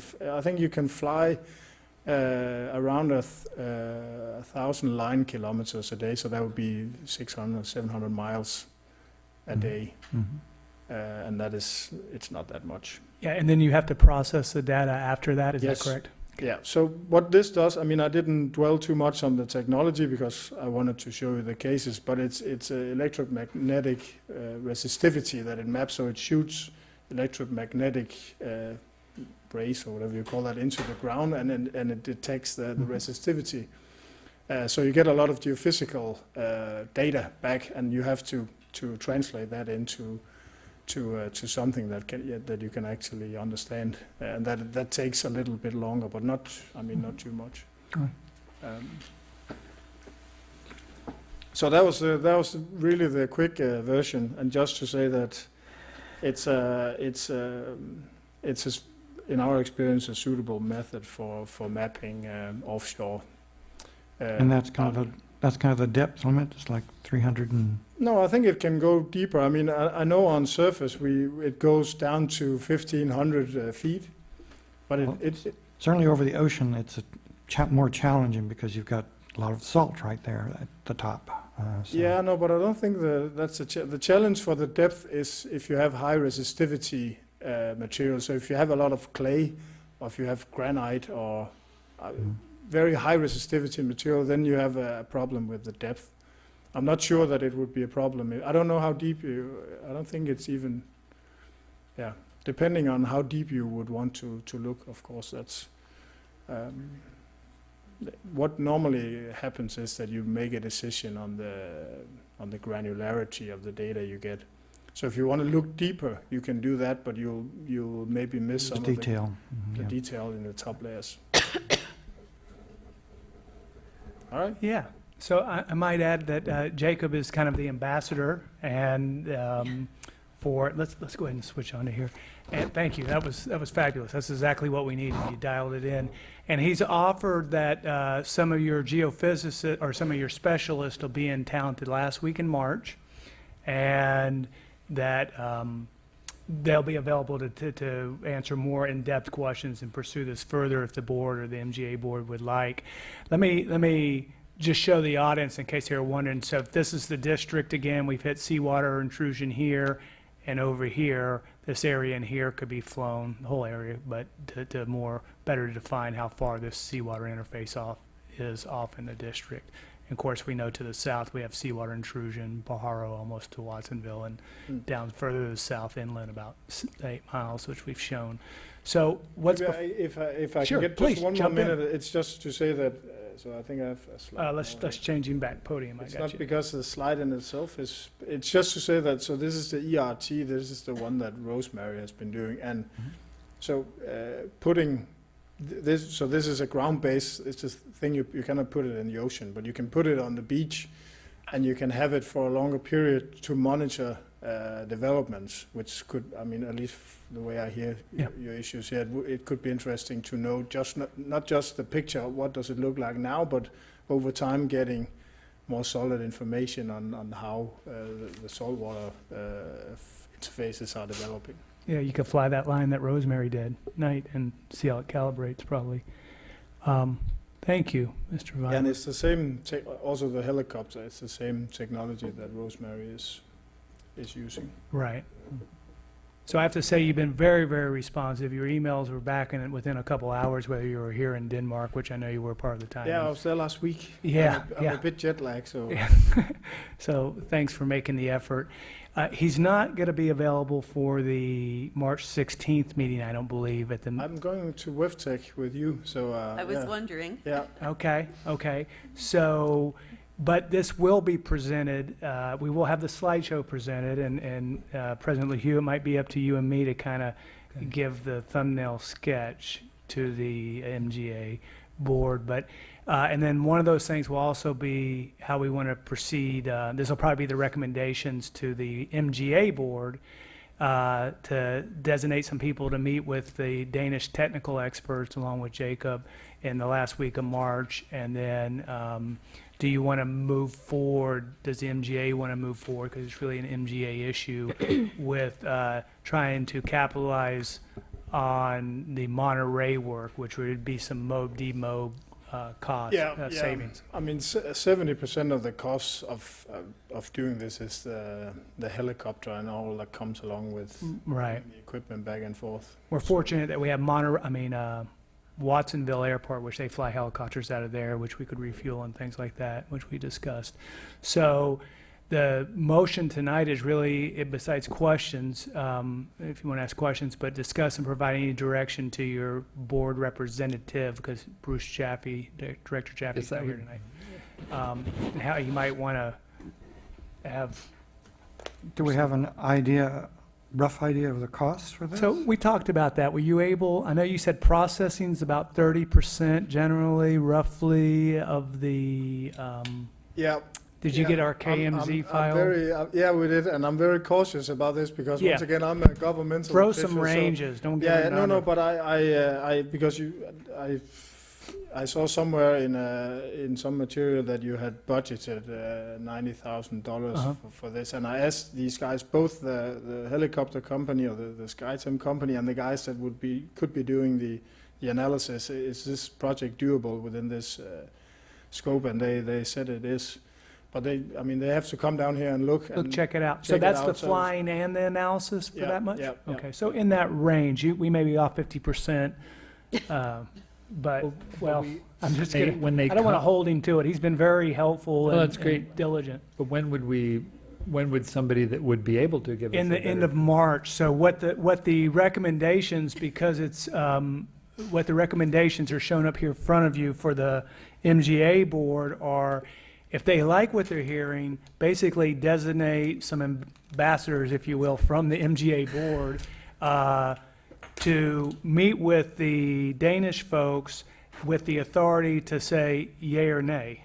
And after they find out more information, better cost, return on the value, whether it works to the degree that is satisfactory and all that. But the problem is the MGA board, unless you had a special meeting, wouldn't be meeting again until about the time the work is happening. So we're trying to line this up. Now, another question may be at that late March meeting is, what are exactly the savings by doubling up with Monterey's work? I think would find that attractive.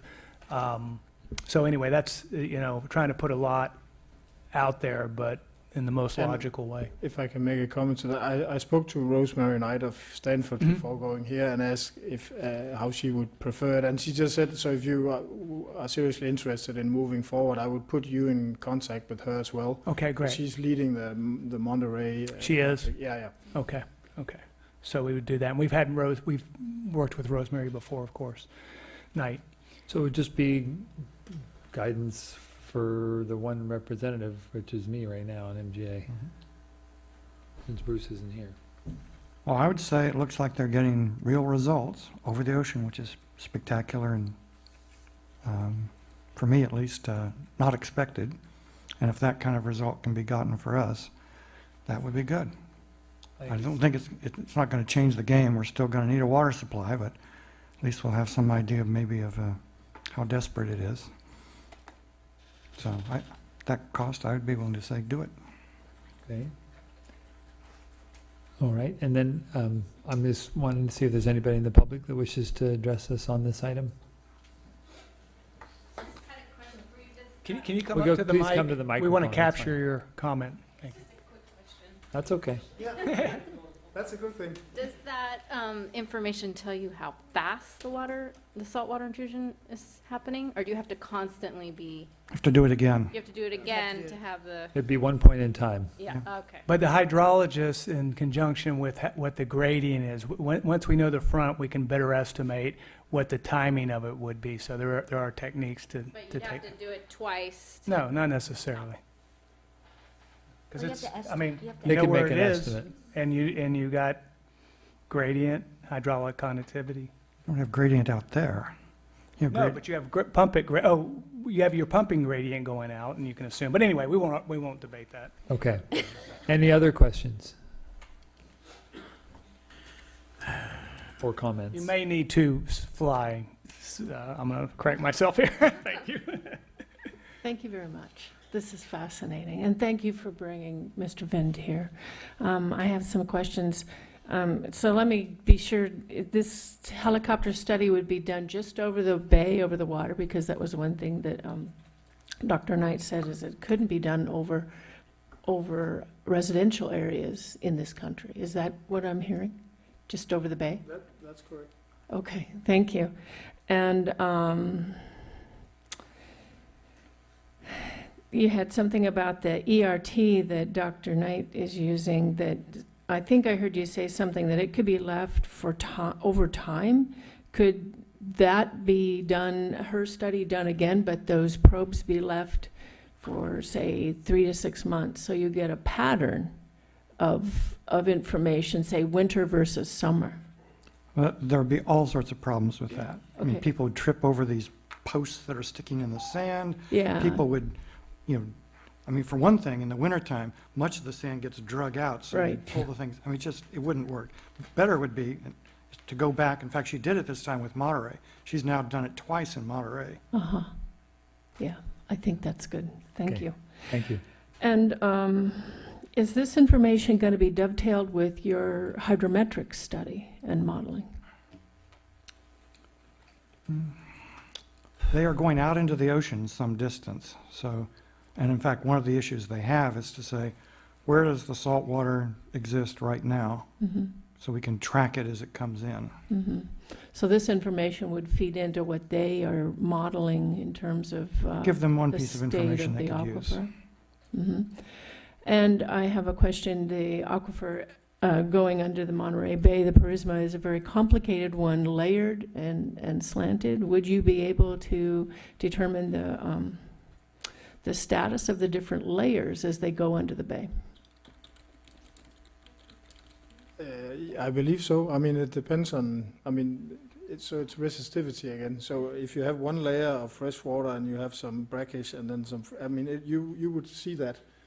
But, I don't know if that's what you're asking. Yeah, But it does cut all the way through all of that and shows you what you have in the different layers. So that's the benefit of it. Excellent. And I have Okay. one more comment. Thank you. And so my final comment is, this is amazing, this is fascinating, and I would like to suggest that your board put the community television video recording of Mr. Vind's presentation and play that for the Mid-County Groundwater Agency Board next week. Dankjewel.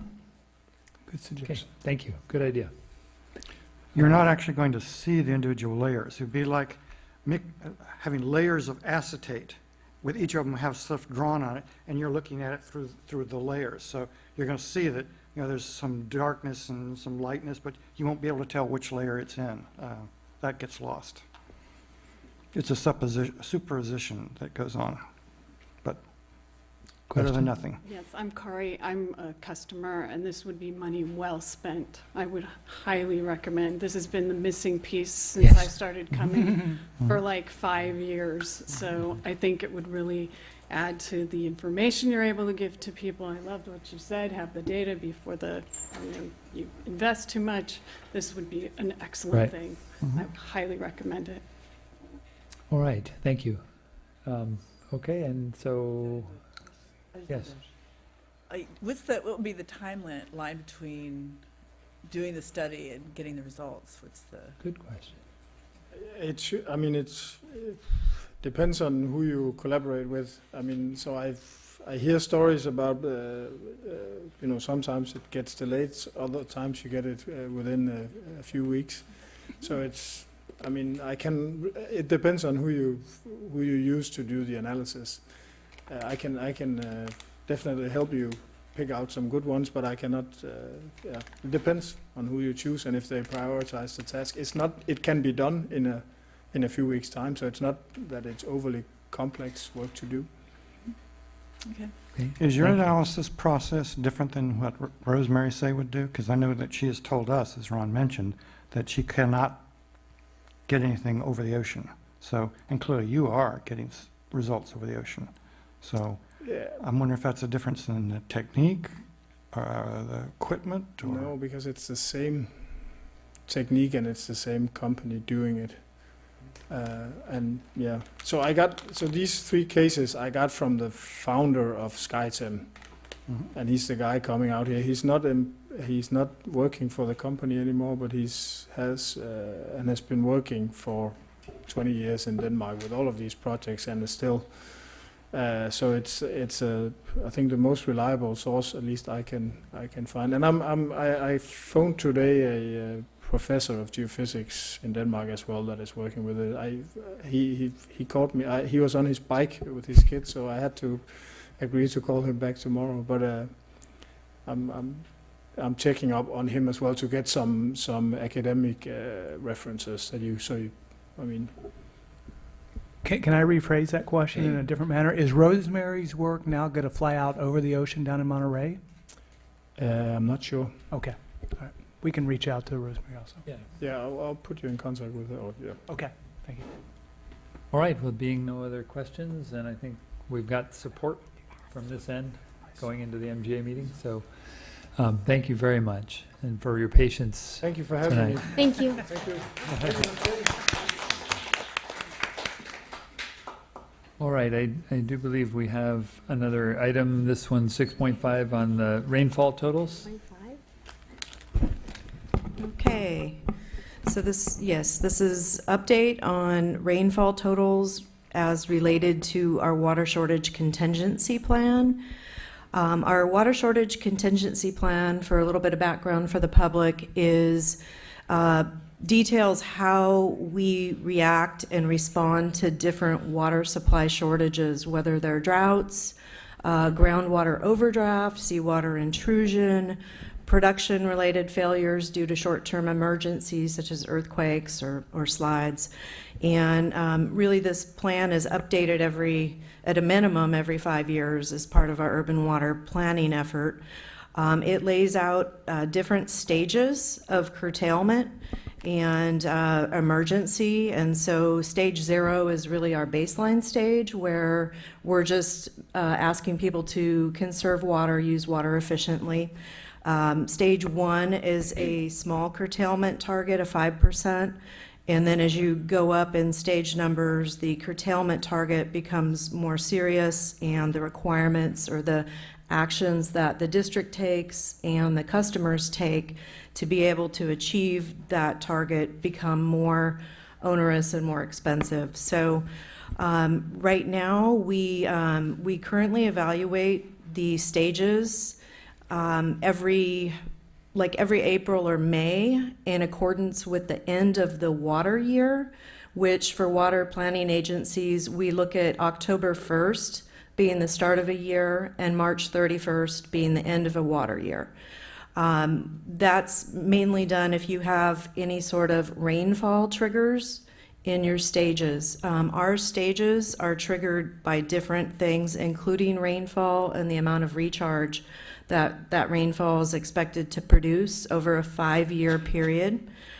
So that smooths out kind of ups and downs in long-term planning, and it also accounts for the fact that the groundwater, it takes a long time for rainwater to percolate down into the layers of the groundwater from which we're pumping. So we have the 5-year rainfall recharge triggers. We also have the trigger of whether or not a groundwater emergency is officially in place. And in 2014, our board did declare a groundwater emergency based on water levels and peer review of our hydrologist reports that indicated that water levels were way below protective levels, and we had seawater intrusion in parts of our district. So we have an active groundwater emergency in place. And then the third trigger is whether or not there's a decline in production levels. And so that would play more into short-term emergency issues. So currently, last May, our board declared to remain in a stage 3 water shortage emergency, which has a 25% curtailment level in production over 2013 levels. We've been achieving that pretty readily and are still, I think, on par with that curtailment target. Now, what I wanted to bring you tonight is where we are with rainfall and those correlating recharge levels. Going to attachment 1 there, those are the 5-year rainfall totals. And so you can see that this year has been the banner year. We've gotten through March 1st, we've gotten 44.24 inches of rainfall. So that's really, helping. But whether or not that, is doing enough and we're getting a significant recharge out of that is not yet known. Looking down at attachment 2, this shows the rainfall levels in blue by year, and then it shows the different lines are the various stages. The dotted line there is the water year average, and so you can see that we have escaped the stage 4 curtailment level. That's the first blue line, the lowest blue line. The dotted line's the average. The red line is the stage 3 curtailment level. We've gotten enough rainfall to technically fall out of that stage. And if we get about another 5.5 inches, we could technically fall out of all of our stages based on the rainfall criteria and recharge criteria alone. So we just wanted to bring the board an update and let you know where we are, because we will be bringing this back at the April 4th meeting after the conclusion of the water year and asking you to make a declaration for the coming year ahead. So any questions on that? No, thank you for the graphs. Well, I do. I've always had a big problem with how this is decided, because it seems we're not explicitly dependent on any given year on the rainfall.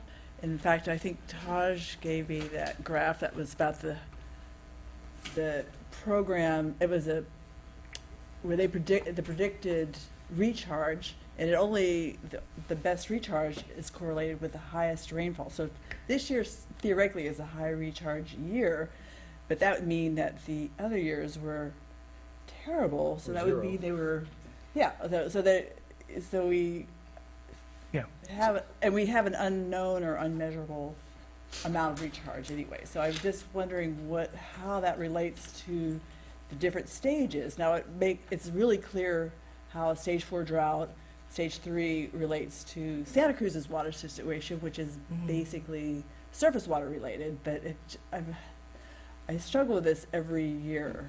Can I give it a whirl? Sure. Because I remember distinctly, and you guys probably do too, well, Bruce does, but we were previous to this using purely surface water criteria. And so Well, this this is was the hydrologist's attempt to come up with something that was at least somewhat correlated to recharge. I think we could come up with something better in the future, but was an improvement over what we had. Yeah, and you mentioned that, President LaHue, at a prior meeting.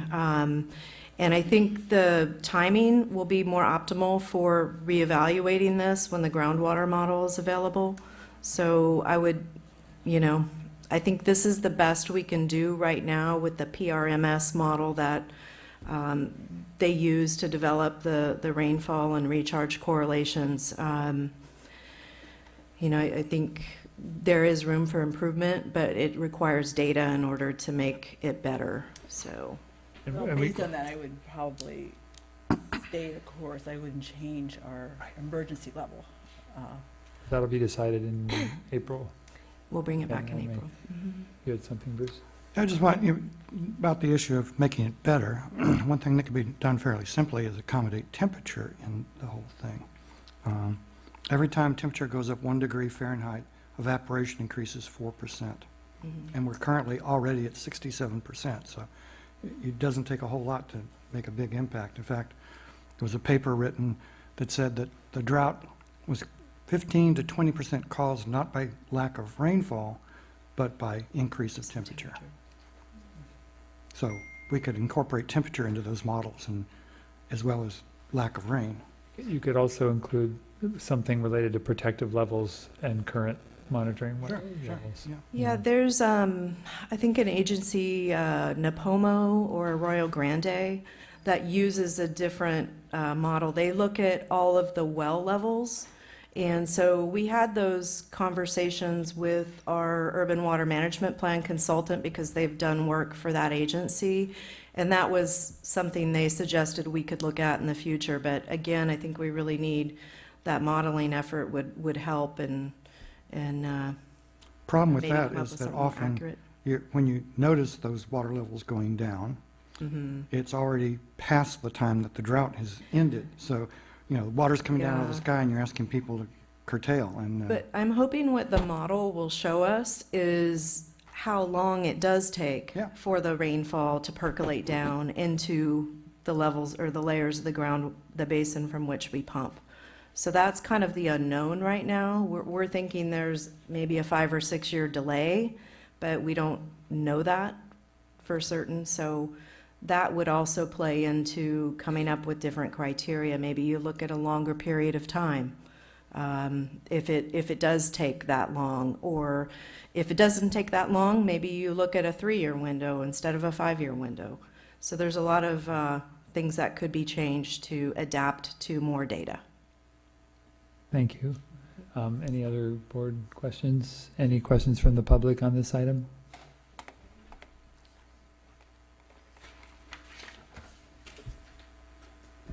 Becky Steinbruner, thank you for the information. That's excellent, and I appreciate the graphs. I'd like to know the location of your rainwater collection. We use the NOAA station. I believe is it listed on the? it's the Santa Cruz station. The Santa Cruz station, and it's run by NOAA. There's also a SEMIS station, which is a statewide posting of weather data. That's located up at De La Viega, and we used to use that, but we felt that the Santa Cruz station is more representative of our watershed. So we switched over to that a few years back. And that Santa Cruz NOAA station, is that up like on the west side? Is that where that is? No, I'm it's not on the east side. exactly sure. Anybody know? I do. I've seen the house actually on Google. Where is it? Geographically? It's on the east side. It's above Highway 1. So there's that strip of residential that goes there. Sort of below the 911 Center, De La Viega Park area? No, it's further east than that. Okay. The reason I'm asking... Like below the golf course where that is. Below the golf course? Okay. There's some homes in there, and it's one of those homes. Okay, like Prospect Heights area. So my question and reason for asking this is because it's one thing to measure the rainfall in this area, but if it's not in a recharge area for the Purismo aquifer, it's kind of disconnected with what you're looking at for recharge. So I would like to see maybe more rainfall collection centers set up in the areas of prime recharge within the district boundaries. Well, we have two that we actually for the fund. Two up in the watershed that we actually fund. The district does. And then we also use the Watsonville station, which is also NOAA. So we have, these stations that we can then interpolate between. Okay. I mean, they build recharge areas into the model. They look at Take into account. they look at our basin, and that's all built into the model that they use, the PRMS model, and then the rainfall is applied to that. So I don't think having rainfall stations in more places throughout the district is going to give us a lot of different data. Okay, thank you very much. Plus, Right. a new station would have no history. The nice thing about the Santa Cruz station is it goes back to the 1890s, so you have over 120 years of data. Well, I knew we got a lot of rain, but I didn't know we were going to bring NOAA into this. Bring them in while they still exist. So item 6.6. Well, the alternate's obvious. Yes, I think that, and then just from feedback from working with Jim Anderson on the LAFCO commission, I just can say I don't know the other guy, but I know that Jim's really very reasonable and involved, and seems like a good commissioner. Looking at the two applications, it looked like Jim had the more qualifications to me. Okay. Other. I was going to defer to the information you had. I think it should be unanimous. I move Jim and Rochelle. All right, so he made a motion for Jim Anderson and Rochelle Lathir. I'll second. All in favor? Me. Aye. Aye. Opposed? Okay. Can you vote for yourself? Sure. So I'll fill out the ballot and You have and get to. that done. Better. If you don't, who will? What's wrong with you if you don't vote yourself? Yeah, that's true. Now, I know you guys would like to stay here longer, but that is it for the open session. We have a very short closed session. Thank you very much. And it's on items 2 and 3. Okay. 2 and 3. Mhm. Okay. 8.2 and 8.3.